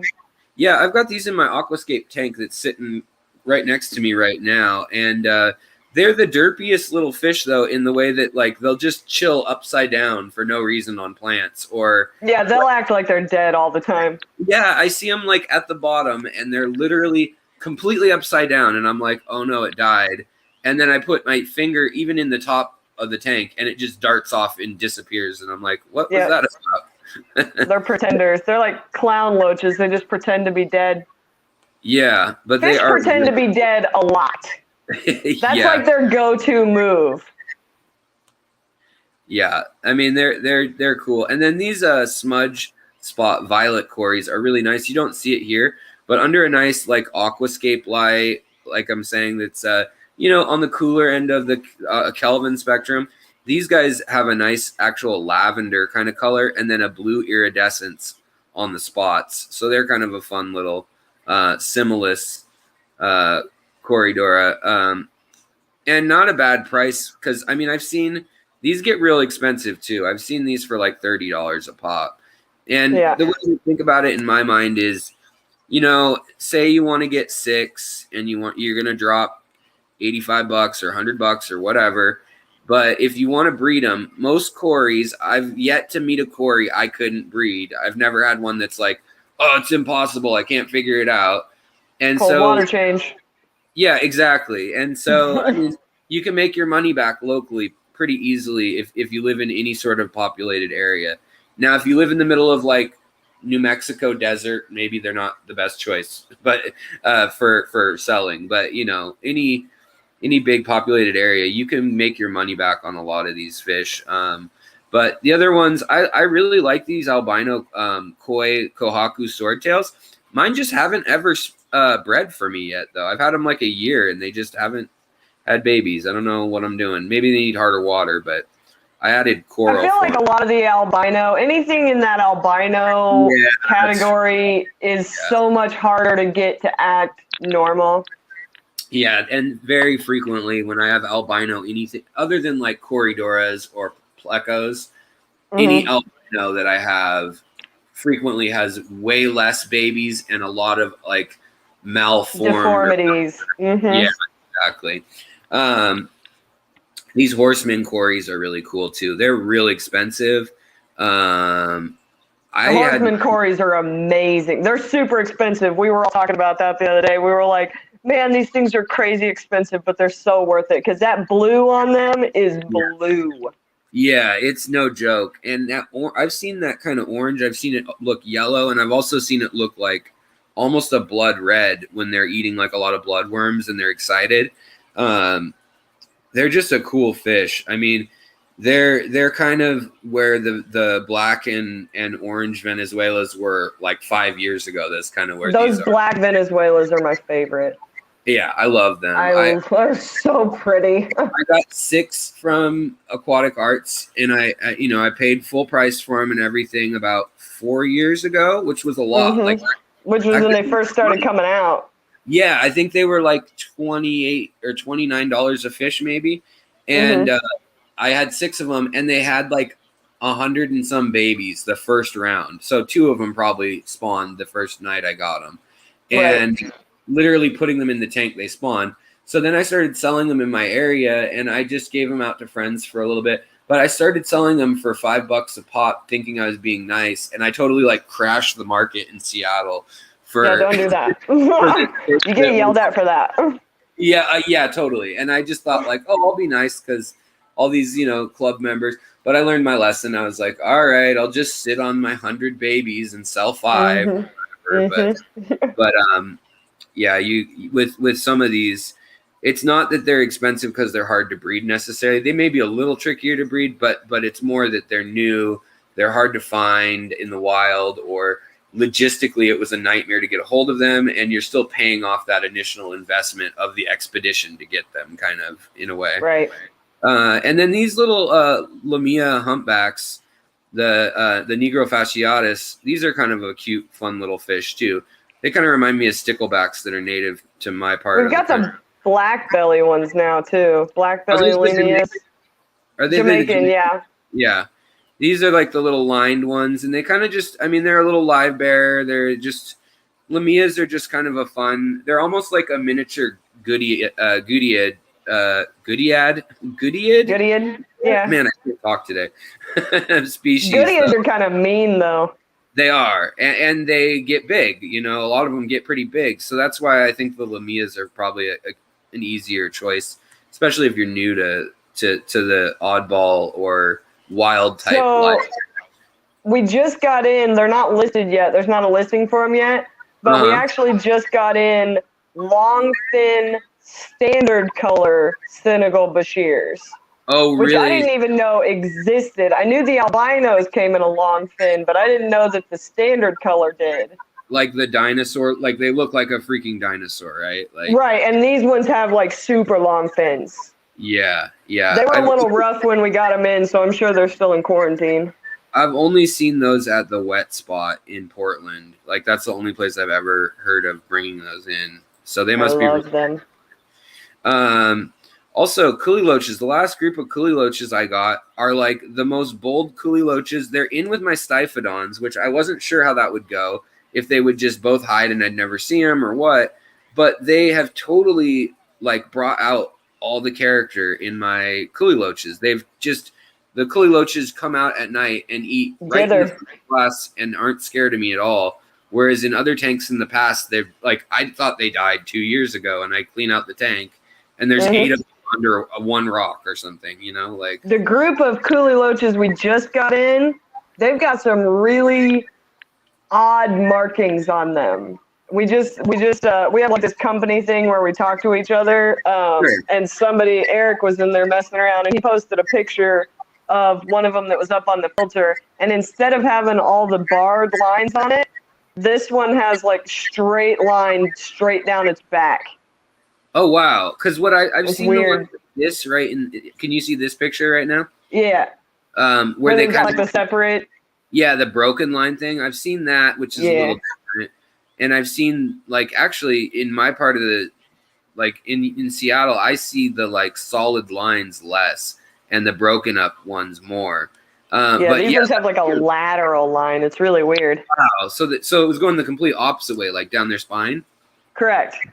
Wow, that's cool. I don't know if there's multiples of them, but I know that this batch that we got in has just got some really bold-looking patterns in there. For sure. And then again, for me, I don't know why the rainbow Styphodon, the Styphodon ornatus, I don't know why they're called rainbow. They're the least colorful of all the Styphodons. It's like one of those Greenland, Iceland naming things. Like, those are the worst ones to sex, because basically the only way to sex those gobies is The colorful ones are males, and the drab ones are females, and the rainbows are all drab. Yeah, and I think the only thing that you can kind of tell is that the front half of the dorsal fin has that spike, but they don't even have that big of a spike on that species. Right. So they're really a pain to. Well, and a lot of times the problem that we have is all of those markings, like even with like swordtails, like Yeah. you know that that's a male swordtail because he has a sword. But Right. when you keep them in a giant group all together, a lot Right. of the males will pretend to be females to avoid Sure. aggression, so they'll drop the sword. Yeah, totally. Or, let's be honest too, you put 50 of something in a bag for a day or whatever, and Yep. they might nibble a little edge Aggression happens. Yeah.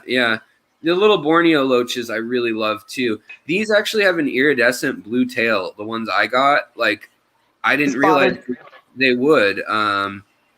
Yeah, the spotted ones. I'm partial to the reticulated ones, but okay. I agree. And the butterfly, like I love them all. They're all cool. Any of those sucker mouth loaches. Yeah, exactly. They're all just great fish. It's just if you're gonna get the Styphodons, if you're gonna get the any of the loaches, make sure you have a tank that's seasoned, or a year old, or if not that, then make sure like how to make rapashi mixes and things that get them what they need, because they're kind of a specialist fish. You don't want to just throw them in a new tank, really, but they want to graze. Give them somewhere to graze. Yeah, I've seen people that do like driftwood dipped in rapashi. Yes, who was it I was talking to? It was Rachel O'Leary. Yeah, she was saying that and she might have made a video on it too, but she was saying that was a really good way to do it, and yep. Never even thought of that. I was like, wow, that's a brilliant idea, and I feel stupid that like that was so outside my like worldview of something you could do. Yeah, you just dunk your hardscape in some rapashi, it'll be fine. Or you can also use things that they have for shrimp, like Bacter AE. Yes, that's just gonna grow biofilms. Yeah. Red lizard whiptails. Interestingly, they've had a species name for a long time, but then they couldn't find like these in the wild, like verbatim, for a while, and so now like they're tracing back genetically and finding out that they were a hobby created species, almost certainly. I finally saw one of those for the first time fully grown out, because obviously when we get them in, they're not fully grown out. Yeah, and they look like real skinny. And I saw some at an event the other day. Where was that? It might have been at the Coulee Carnival. Oh, yeah, and somebody had some that they were selling that they had grown out, and they were like full grown. I'm like, man, these look so much better when they grow out. Yeah, and they get like a really cool like modeling, like white, or well, it kind of depends on what their habitat is. If you've got leaf litter and like a blackwater setup, they'll actually have like their fins look like someone's chewed on them a little bit. Like they have translucent spots and they have like dark spots. But if they've been in like a really lush planted tank, then they'll be like a lighter color with like more shadow, like stripes. So they really kind of like grow to fit their environment, which is really cool. Most fish do that. Most fish. True. All the coloration depends on what kind of substrate you're keeping them on. Especially like rainbow fish and anything that colors up and colors down, they're going to only color up to what makes them look the best for that substrate. So if you put a rainbow fish on a white substrate, you're going to have a silver fish. Right, yeah. Yeah, and when in doubt, go dark, because they're going to think they contrast best off that, Yeah. Yep. These true freshwater bumblebee gobies, I've been trying to breed. Haven't had any luck, but I haven't tried super hard. But that's another side project I'd like to accomplish. We use those when we get scuds in like shrimp tanks or something, or any other tank around the thing. We just take a bumblebee goby and throw it in there. Yeah, I mean, they're fun to watch. They're another one that looks like a little bulldog. They jump around and eat scuds like crazy. Yeah, they're really fun to watch. Get one of these and one of the Indonesian or Taiwanese micro dragon gobies. Man, that would be it. I mean, I've got them together in a tank, and they're funny to watch hunt together. They kind of chase scuds like from both sides of a 20 long that I've got them in, and kind of work together. Like one gets one half, the other gets the other half of the tank.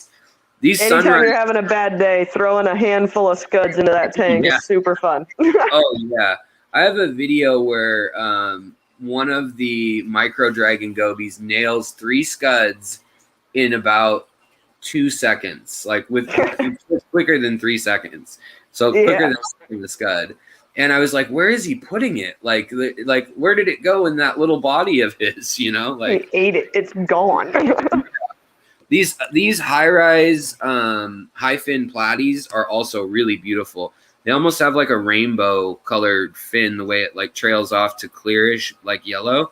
It looks almost like a greenish blue at the edge, and they're a really cool one too. They're intense orange. Yeah. Oh yeah, definitely. And then also Panda Guards. They're just another favorite of mine. I just have to say that I love those. They're water puppies. Yeah, they'll come and they'll like eat the dead skin or oils off your hand and just kind of. Have you ever seen them fight each other? Oh yeah, I've got a video up from about 3 or 4 years ago when I got 5 or 6, and they all just started rumbling like. Yeah, they spar. And I mean, it was violent. I mean, they're brutal. They were really brutal, and they never fought again after that day. Like they figured out who was who, and that was that. So. Yeah, they're adorable. These northern long-nosed Cory catfish are really cool too, and I'm really surprised they're not considered like a what do you call not a Corydory, but like the Spilotus aspidora. Mm-hmm. I'm surprised these northern because of that face, yeah, how long they are and the little face. Mm-hmm. But I mean, I'm sure that's not at all what determines anything. I'm sure it's all, bone structure or all jaw. All about the number of rays in the fins. Yeah, exactly. Yep. And then these assorted giant multicolors almost look like a painter's like apron or smock that just has been used for 40 years. They're kind of cool. Tie-dye. Yeah, they're really cool. They look like a batik, like old They're school. Big. So anytime you get that giant morph in the bettas, it's just you're looking at a big betta. It's that shoulder and that. I mean, they're just. They're like bodybuilders. Yeah, all the bettas I've ever gotten from Aquatic Arts are really pretty chunky. Honestly, I haven't ever gotten any wimpy ones. These ones look a little more slender, but I've got some of the assorted koi placots and in the past, like the Galaxy, what were they? Galaxy, I guess they were Nemos? Galaxy. Yeah, Galaxy Nemo. That's exactly what they were. Yeah, the Galaxy Nemos with the yellow. And man, they were beautiful, big, and then didn't have a single baby that looked anything like the parent. I experienced that as well. I bred a rose tail, like a red and blue rose tail, to a koi Nemo half moon female, and I expected like all the colors. Yeah. And now I have a tank that has like 6 cellophanes and a couple of blues, and like what is this? Such is the life of betta. Betta genetics is so weird. Like if you want to get into that, that's a whole rabbit hole.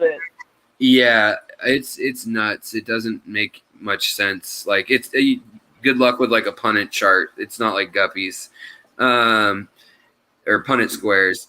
Well, anytime you get into genetics and you're trying to breed something specific, all those punnet squares come into play. Like I've been trying to breed.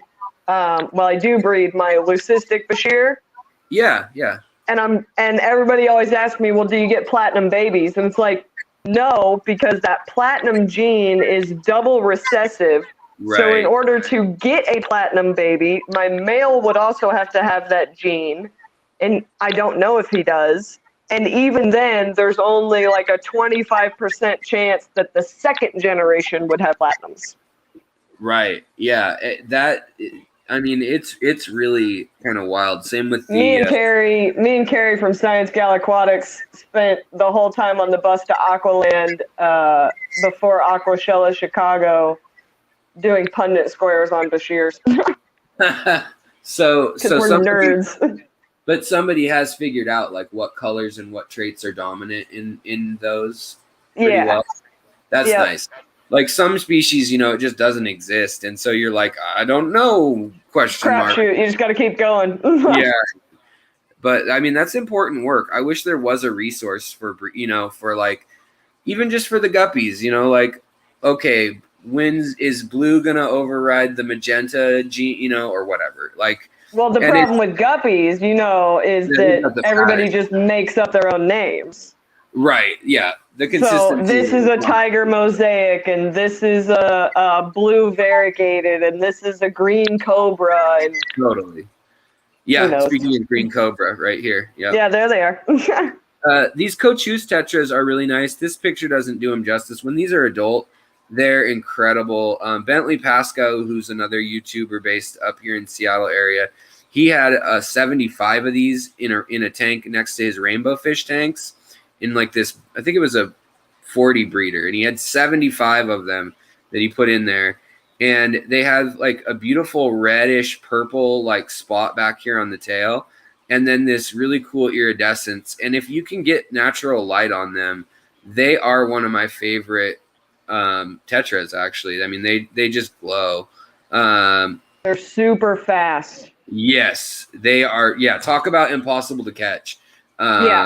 They get really hard to catch also. But I mean, I don't think I've ever seen Aquatic Arts have so many fish as they do right now. I'm telling you, we are stocked. Yeah, these brilliant rummy nose rasboras are really cool too. These are basically just a platinum version, not platinum, but what would you call it? Sparkly, yeah. It's a sparkly rummy nose. Yeah, but I like them.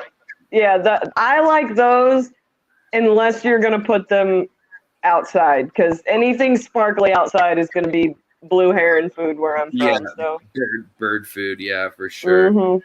Oh, now we get down to all this stuff that was here literally at the beginning of the stream. Some of it that is now sold out. It is now sold out, and there's those hyphens. Yeah, they're such goofy looking. They look like something out of Star Wars. Yeah, they're super derpy, and they get huge.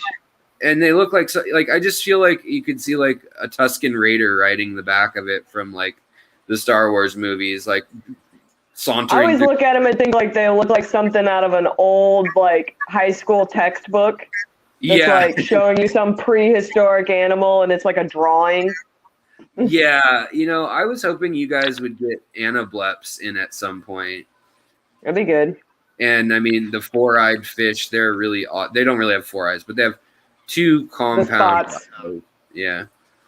But I'm sad that the rainbow shiners are already gone again. Man, you guys can't I had to take some of those home. I brought home like a school of 7 of those because I was like, man, I need these. I know it's a seasonal breeder. I know I don't do natives, whatever. They're so pretty. Yeah, and it looks like now we're getting into all sold out territory. Sometimes there'll be 1 or 2 things if you guys keep going past the sold out mark. These Annie's dwarf gobies, these were beautiful. I'm having a little bit of a failure to thrive issue with 2 of mine out of 4 right now. And I've had that happen with a few Styphodons where no matter what I do, they just seem to be losing weight slowly for like months. I feel like on the Styphodons, once they get to a certain skinniness, they go down. They kind of just give up. Yeah, I agree. And I was talking to Dan of Dan's Fish also and trying to figure out, he's had the same exact problem, like wholesaling. And it's just hard to know too. Like, and when I was talking to Matt, he was also saying, well, they only live a year to 3 years. So it could just be too that like you caught one that's not, aged out. It's aged out. And like, maybe we don't really know that much about them. I mean, we've only named 30 of the probably 150 mentioned species. Well, and let's be totally honest. When you import stuff like that, occasionally you get some stuff in with an import that isn't like there'll be things mixed in there that are not the same species that look like the same species, which is 100%. part of Yeah. when you're getting into like rarer, more things that are just newly discovered type stuff, you're gonna run into that all the time. Yeah, and that's, I mean, and honestly, like, that's one of my pastimes is I go to big box stores and look in their Danio tank and just see if they messed up and sent me something cool, you know, like, and a few times I've gotten some like Shinensis or, you know, like just interesting, you know, different Mandalay Danios. They just don't know how to ID them very well. These gold nebulas, the Vila Doldi or Dolidai shrimp, these ones do really well in my water. Even you know, Caridina don't always in my water, but I had good luck with these being pretty sturdy. Those gold nebulas, those females get huge. They like their water super hot. Yeah, yeah, and I've had good luck with those. And then mystery snails. I'm not gonna lie, guys. I have something to confess. I don't love mystery snails. Oh my gosh! I know. Blasphemy. I've been faking it. Blasphemy. And now I've got like a baseball-sized mystery snail in every tank because I said yes to it with that multicolor order like 3 years ago. And I've got plant eating. So sometimes with the mystery snails, we'll get in somebody who's not a mystery snail, which is generally an apple snail. Yeah, okay, that makes sense, yeah. And they get twice as big as a mystery snail. So one of the first things that I ever brought home when I started working for Aquatic Arts was this softball size apple snail that we can't sell him. And he still chills. He literally is the size of half of a 10-gallon tank. He's my favorite thing. I love him. Oh, wow. You guys have the 3-color thorn neorites. These guys have way, way, way less annoying white little eggs on everything. They still have them, but they... You see the puddle frogs? Yes. I was so cool. Have these. I was really surprised, honestly, because the African ones are the only ones I ever see in the hobby. And the fact that these are only $15, I thought these were going to be like 50 or $60. They're so funny. They all just hang out at the top of the water and just float there.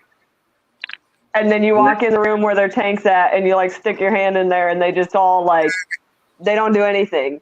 Then you go to pick one up and they're like, jump away.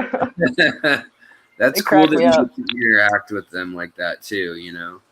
Anytime I can play around with the fish, man, because that's the only way you're going to learn. Like, I mean, you can tell me the stats on a fish all day long, but if I can see somebody keep it, it's 10 times different.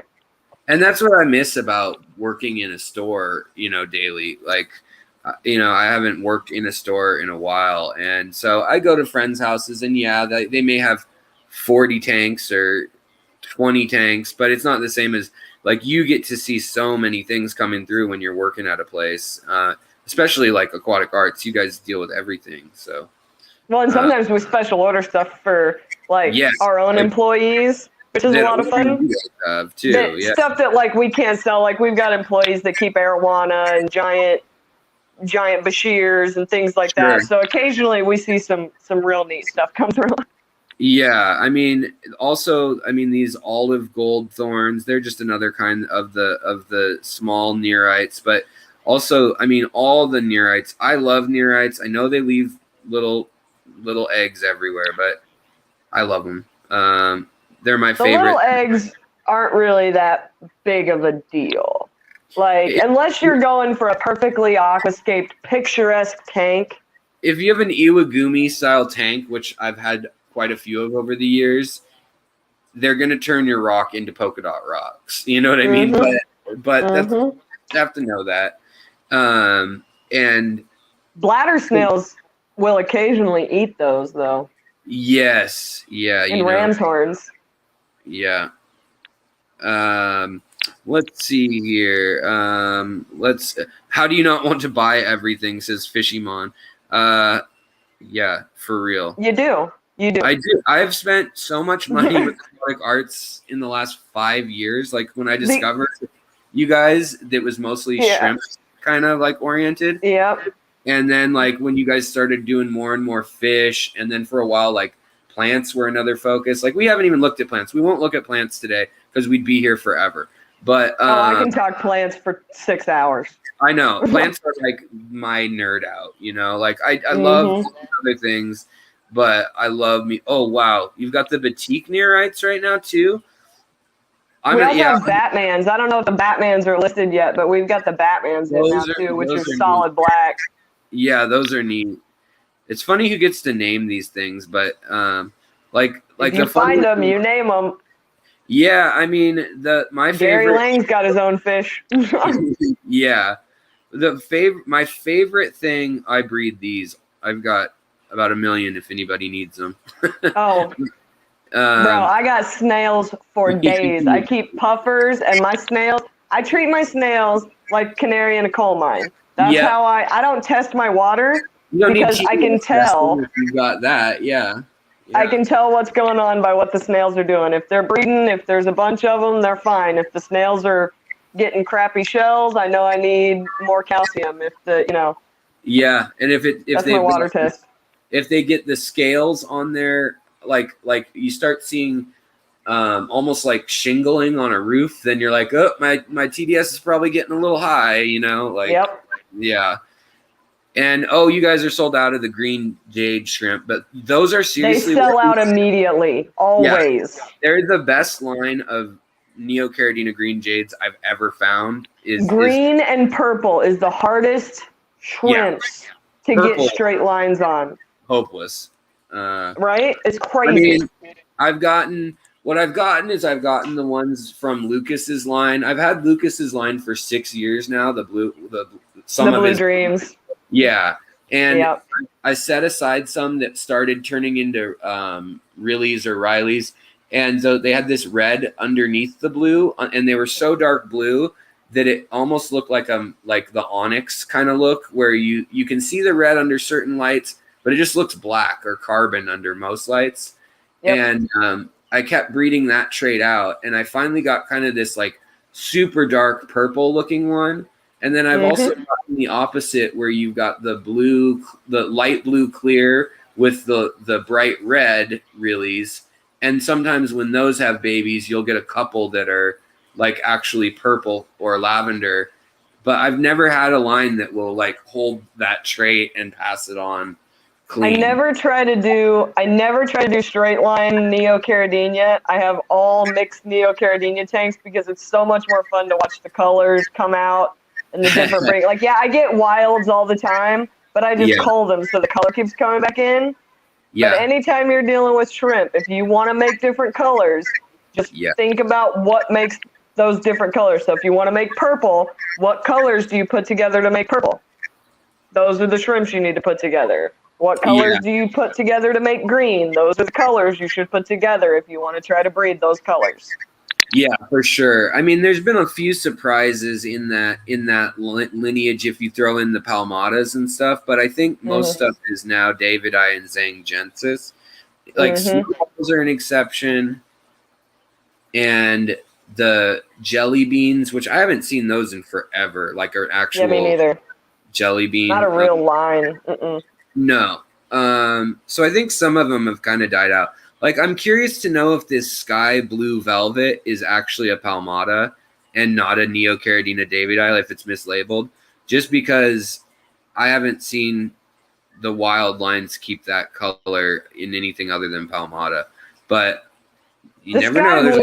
It's such a hard color to bring out, that pale blue. Without going to a clear, without going to a wild, it's just a really hard line to 100%. Work. Yeah, I agree. Shout out to all you shrimp keepers out there that breed straight lines, because y'all are doing God's work. Yeah, man. I thought when I got so just remembering shrimp from say 10 or 15 years ago when I saw them casually, and I saw the first shrimp, and I was like, thank you for being good. Oh, it's okay if you need to take a second. No, she just wanted to tell you hi. She gets she loves to talk fish and shrimp and anything, so she's being very good, being quiet in her room. wow, what a patient, what an awesome human being you are there. I'm trying. She's doing good. No, yeah, I mean both of you guys. She's the snail keeper. She is. She loves all the snails. So something that I used to never get asked because nobody would have asked such a ridiculous question 10 years ago. Can I get wild Neocaridina's? And now I get that question weekly, you know? Like, do you have wild color Neocaridina shrimp of any sort? Well, they do, and they're cheap. So, but and if we sell out of those, I'll just bring 1,000 more in because I got a whole tank of them. Yeah, I mean, and they are really cool, especially if you're going for a really like tranquil, simple nature tank that doesn't have a lot going on, like color-wise in it. They can. Or if you just want something doing cleanup for you. Oh yeah, if you just breed. need to breed them out. Yeah, exactly. Yep. Or food. All right. Okay. We'll venture into plants for just a moment if you've got. Couldn't help yourself, could you? I can't. I'm sorry. Go on. You guys just have so much stuff right now, and like, you know, It's one thing, like, you know, and I appreciate viewers, you know, who use the code and then the commission. And like, so for the Aquascape contest, we're this year Aquatic Arts literally gave us a $250 gift card, a $100 gift card, and a $50 gift card, which every year in the past I've had to pay out of pocket, which is fine. I expected that. Like, I planned for it. And so I saved my money for that. Whereas this year I've actually gotten to spend my commissions from Aquatic Arts. So like my last two unboxings were like ginormous, like credit, you know what I mean? And I felt like guilty, and like I always feel like I need to share. Yeah, we got to whip out the big boxes for your orders nowadays. I mean, it was just I was just blown away at the last two orders, and you know, I don't foresee that happening that much. Well, you're gonna run out of tank space eventually, Alex. Well, yeah, exactly. I mean, I did just get a new house, so. Well, I mean, then you need 30 more tanks. I'm gonna turn into Lucas. You know, Lucas tried to sell me his house, and then like he tried to sell everyone his house. Yeah, exactly. He tried to sell Aquatic Arts his house. Oh, I bet that might have been the only thing that would have made sense. I mean, like in some sort of way. But my wife was like, "I would not. You could not pay me $500,000 to move into that house." My wife is just like, "I have to deal with you like enough already. Like, leave me alone." And she's from Ohio originally, and she's like, "I'm not going back to the Midwest." So that's that, I guess. But I heard he's having a heck of a time with his pond too, is what he was saying. Uh-oh, did we lose? Oh, yep. Wait. Yeah, sorry, my it dropped out. I don't know what the deal was. It's all Lucas good. has almost got his pond done. He's actually buying koi at the moment. That's his new rabbit hole that he's dove down, is Japanese koi or Chinese koi. I don't know where he's getting them from. Like half price Mongolian koi. Yeah, he was actually awake before noon today because he had koi that showed up. So, you know, hey, hang on, quit crinkling that bag. Sorry, I have a guinea pig that turns into a siren. I just found out you had a guinea pig. Yeah, I knew that noise very well. Yeah. The guinea pig's name is Snack, and then we have a rabbit whose name is Food. That's cute. So I was just gonna say too that I've had a crazy sleep schedule lately because I've been going. Where the neighborhood we just moved into is kind of like on the edge of city limits rather than in the heart of the city. So there's an actual like pond and creek, and they have sunfish, pumpkin seed fish, and bass, but it's not on any of the fishing maps. It's just they're just there naturally from birds and the creek.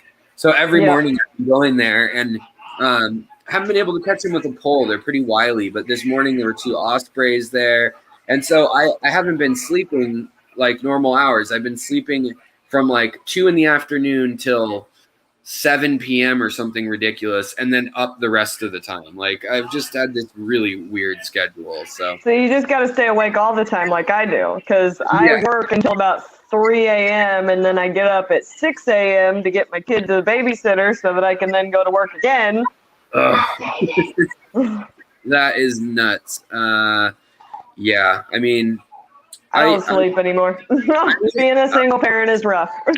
I can't imagine. I was going to say I can imagine, but I can't. Yeah, that sucks. That's a lot. This is a cool plant that I think is underrated, especially if you have CO2. Golden Nicaea, it turns all golden. It looks like Bacopa colorata, and then the red stem gets all blood red. It's a cool one. Yeah, if you want that red stem, you have to hit it with CO2 and highlight. Yeah, and that's or it'll turn green. Pretty much all the Nicaeas, I don't know how to say it. All those species are very prone to melting if they've been in hard water and then you put them in soft water, just because whenever people send them to me, half of the species will melt really bad or get that black rot at the base, like over a month or two period of time. And then it'll grow back on the crown and I have to like trim it, replant the crown, and it's all good. But they don't like a big swing in TDS. So most plants don't like a swing in anything. That's true. Yeah. And then I saw that you had some new swords in too. There, I saw the Atlantsburg one, and then the Undulated Crypt is interesting because Cryptocorn undulata you usually see the one I've seen them in tissue cultures at like Petco, and they're usually this red tissue culture, kind of fragile, papery bronze version of the plant, whereas these ones are a little bit different variant. And with that root structure, your crypt, even if it melts, you're kind of assured that it's going to come back. Whereas, can you see those? Those are undulatas. Yeah. Oh wait, are you bullated? Are you on your screen? Let me pull you up so that people can see you. It's like a bullated brown bronze leaf. Yeah, that's great. Yeah. Right there.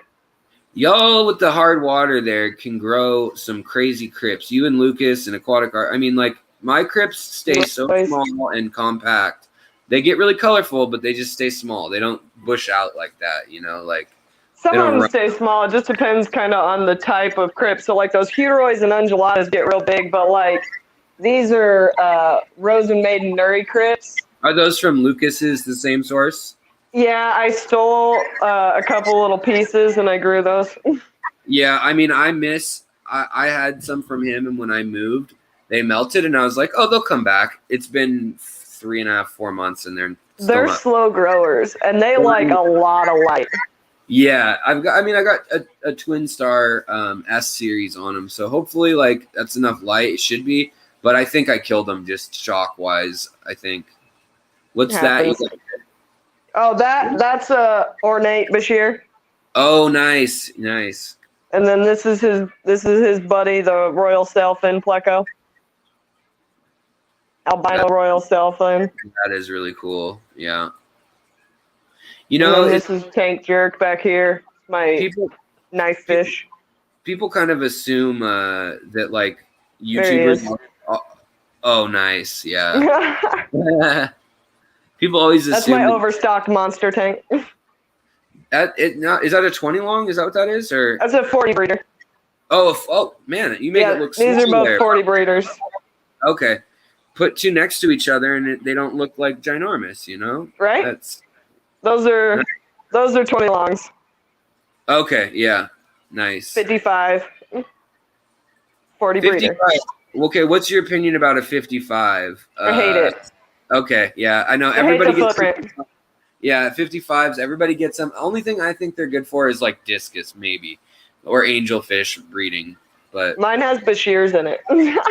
That makes sense. I mean, the dimensions make sense. Like they breed, whatever. That's good. You've got baby dinosaurs living in your tank.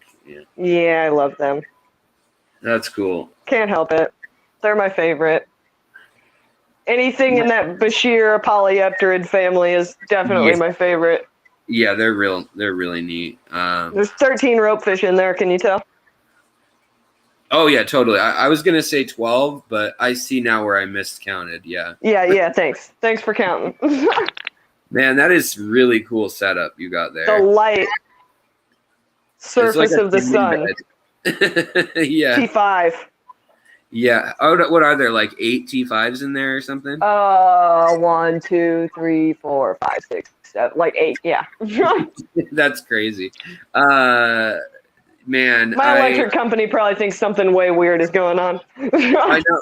Well, like back in the day, like I got hit up and they were like, they're like, we just wanted to alert you that your use is 4 times higher than your neighbors, and that can be an indicator of something sometimes to us. So we just wanted to let you know. Holy cow, you weren't kidding. That is like a great fruit. Yeah. That's my boy. That is a big apple snail. There's everybody's favorite, the gold Denison barbs. Yeah, those are crazy cool.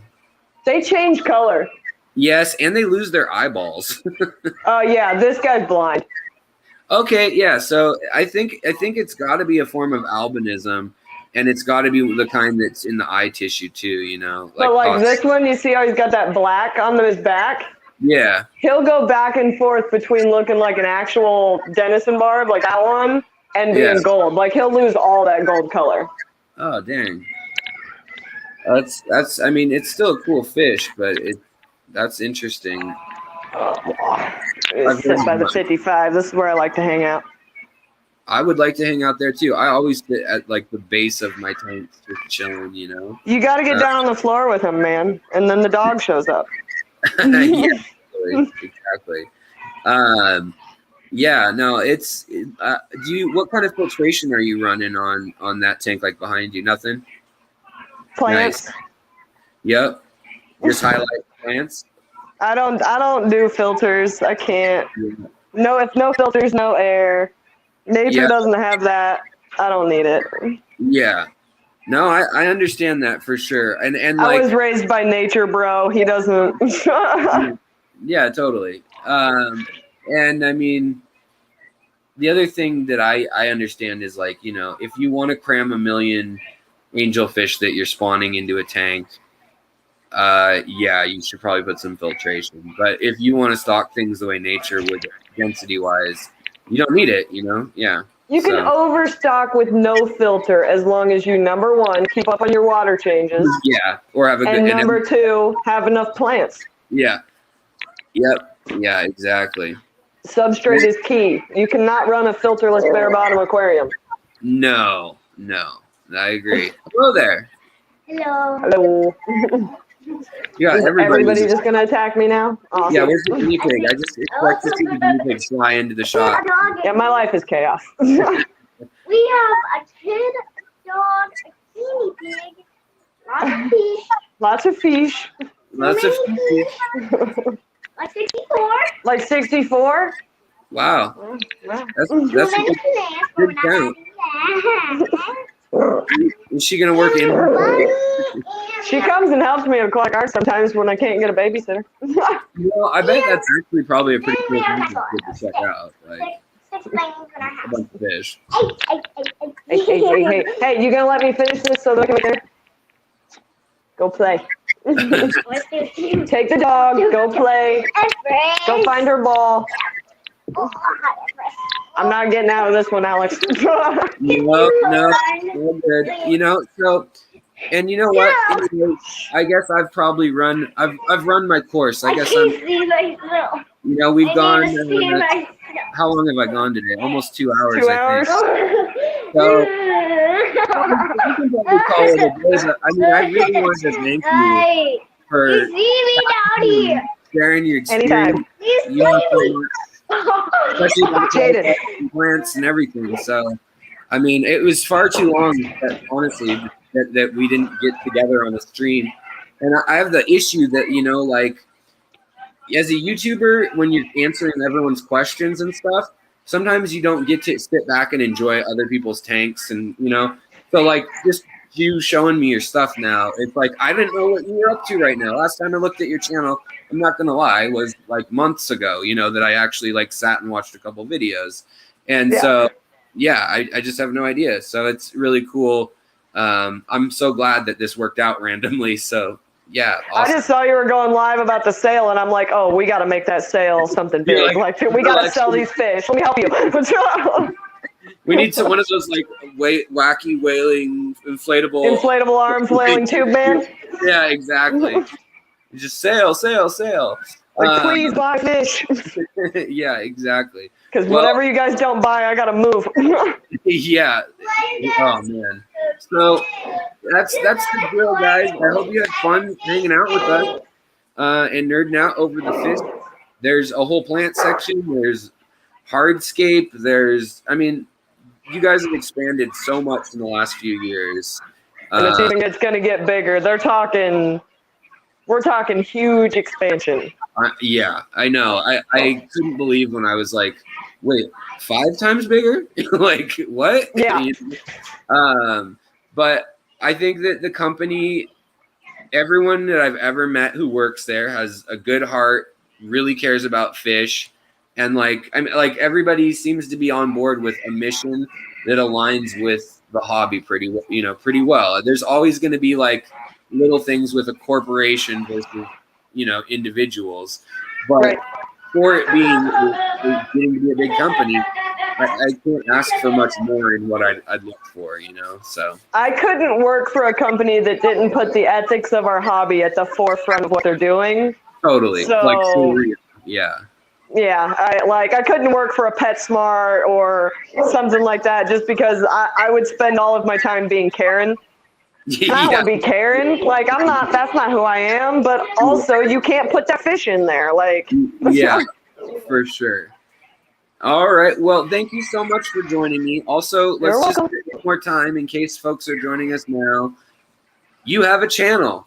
Your channel name right there. Aquatics.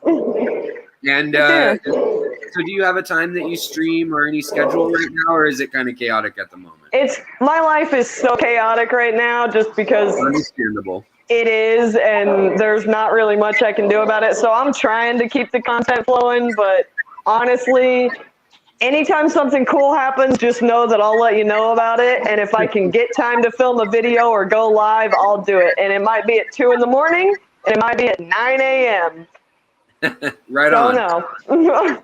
Well, that's good, and I see you in chats every once in a while, so I'm like... Yeah, and I'm always lurking in fish tubes, so if you find me somewhere, just talk to me. Or send me a message, because my biggest thing is if you send me a message, I've always got my phone on me. I'm going to respond right then, whether it's to Aquatic Arts or it's to my email or Facebook Messenger.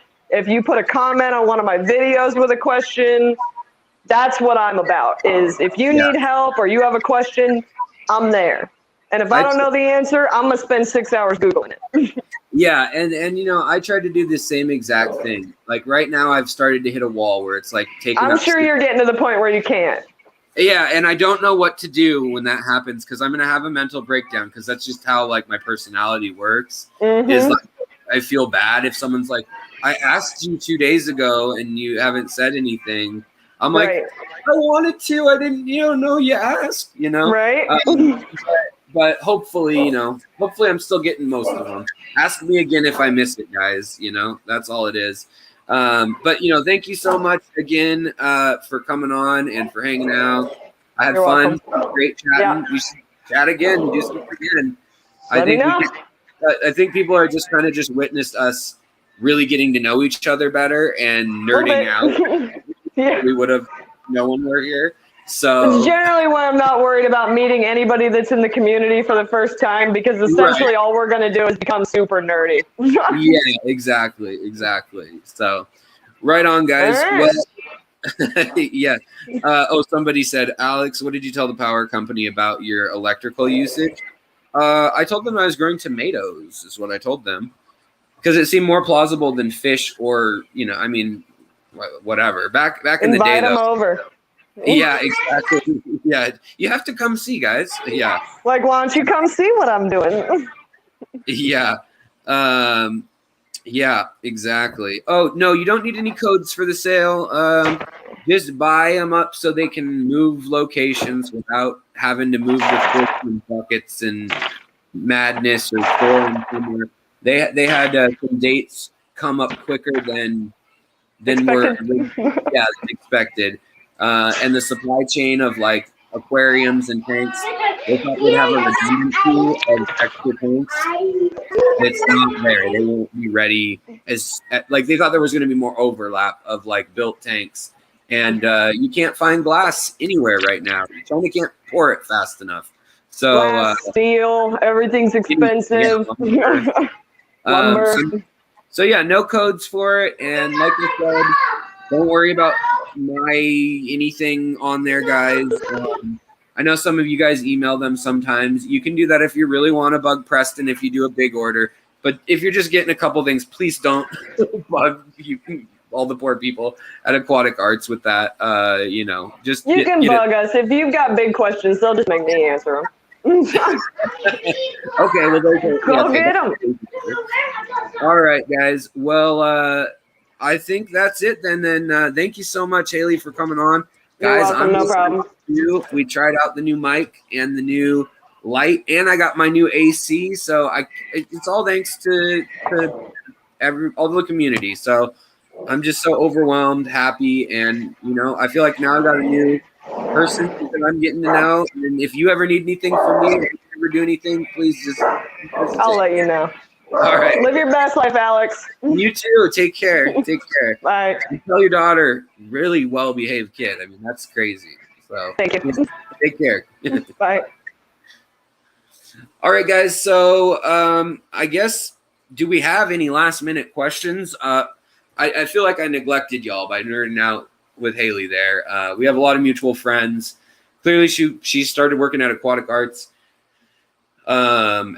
I don't know how long ago she started working there, but yeah, I mean, you know, I like just nerding out on their website because it's attainable fish that I can get. But I'm not gonna buy a boatload of fish today, is what I'm telling myself. We'll see if I don't get my credit card out in an hour and do something silly. But does anybody need help with anything? They're gonna send me some free, like I think they're gonna send me 1 or 2 free of the tannin things, and I'm gonna make a blackwater tank, and then I'll buy some of the fish. Some I might source locally too, like not native, but like at the wet somewhere, just some of the hard to find species. But yeah, I hope you guys kind of had fun today. A little bit different. I just wanted to fire up the StreamYard thing, and I also wanted to. Yes, I did figure out the elephant nose fish. Thank you for asking. What it was stray electricity from the heater. The heater was giving out, I think it was 7 to 9 volts was what my buddy detected. He's an electrician, and he had like a probe and a monitor thing, and it was like going up on. He had like a graph of it, and he could then send it and print it out if he wanted to. But I didn't tell him what tank had the issue. I just said, hey, can you look and see if any of my racks, any of my water, or any of the frames of the tanks or anything is losing electricity? And it was the damn heater. Of course, it was the damn heater. A lot of people said that.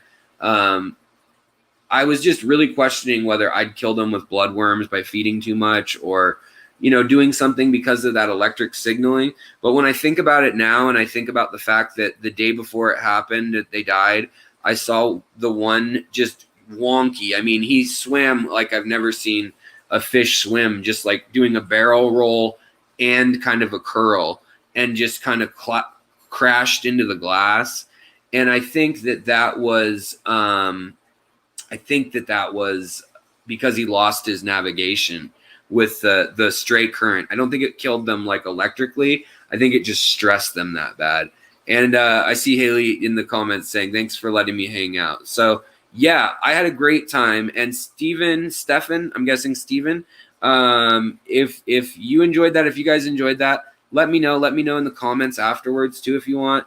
And if Hayley's down, I'm down. I had a great time. And why not hang out more? Also, I'm going to be live streaming on Friday nights right after Lucas now. I'm taking over the Danikin Aquatic slot, if you guys watch that. So it'll be 10:30 p.m. on Friday nights if you're on the East Coast, and 7:30 p.m. if you're on the West Coast. And we're going to try that out instead of Saturdays. So it'll be Tuesdays and Fridays now will be the new streaming days. But I might not be able to help myself. And, you know, there may be some on-site activities also, like going fishing and things like that. So, yeah. But, I mean, thank you again, Hayley. That was awesome. And thank y'all for watching. I always like to make sure that nobody has any, you know, life-changing questions that need answering about their fish. But if we're good right now, then let me know, and we'll probably be calling it a day. And I think Rico had Lisa from KG Tropicals being interviewed.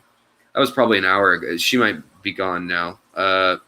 Never mind. Ignore what I just said. But go watch the after thing. You just might not be live. What time is that in the UK? Hold on. Let's see. UK, London. London time. What's the time difference? Isn't it like 9 hours? No. The time difference. So it's 12:45 now, or 1 a.m. ish, and it's 5. So 6. Is it only 6 hours? Wait, my brain is not working. 5. Guys, don't make me do math. Why is this so hard in my head when it's a clock rather than just numbers, like normal numbers? I've got military time on the screen, and that should make it easier. And for some reason, it like made me space because I'm also looking at the other time. So if it's 1 to 12, 11, 10, 9, 8, 7, 6, 5. Okay, so 8 hours difference. That makes more sense. Paris, I should have known that. Paris is 9 hours. I had a, all right. So 8 hours difference. So what is that? 7:30. So it would be 8:30, 9:30, 10:30, 11:30, 12:30. Well, I guess that's going to be 3. No, that's not. Is that right? 3:30 in the morning. I guess 3:30 in the morning for the UK. So that's a late night. Yeah, Randy Roman says, go watch Crime Pays, but Botany doesn't. Right on. Yeah, and that would be, Greenwich Mean Time, British Mean Time. So actually, Australians will probably be able to watch that new time, I would assume. But, you know, we'll see how it goes. If y'all hate it, just let me know. But yeah, so thank you so much, guys. I know I felt real dumb at the end there. My math skills totally fell apart. Oh, can you add cooler water for tetras? Not super cool. I mean, you can keep them over 72 or so. Most tetras, 72 to 86 is really a tetra's sweet spot. Depends on the species a little.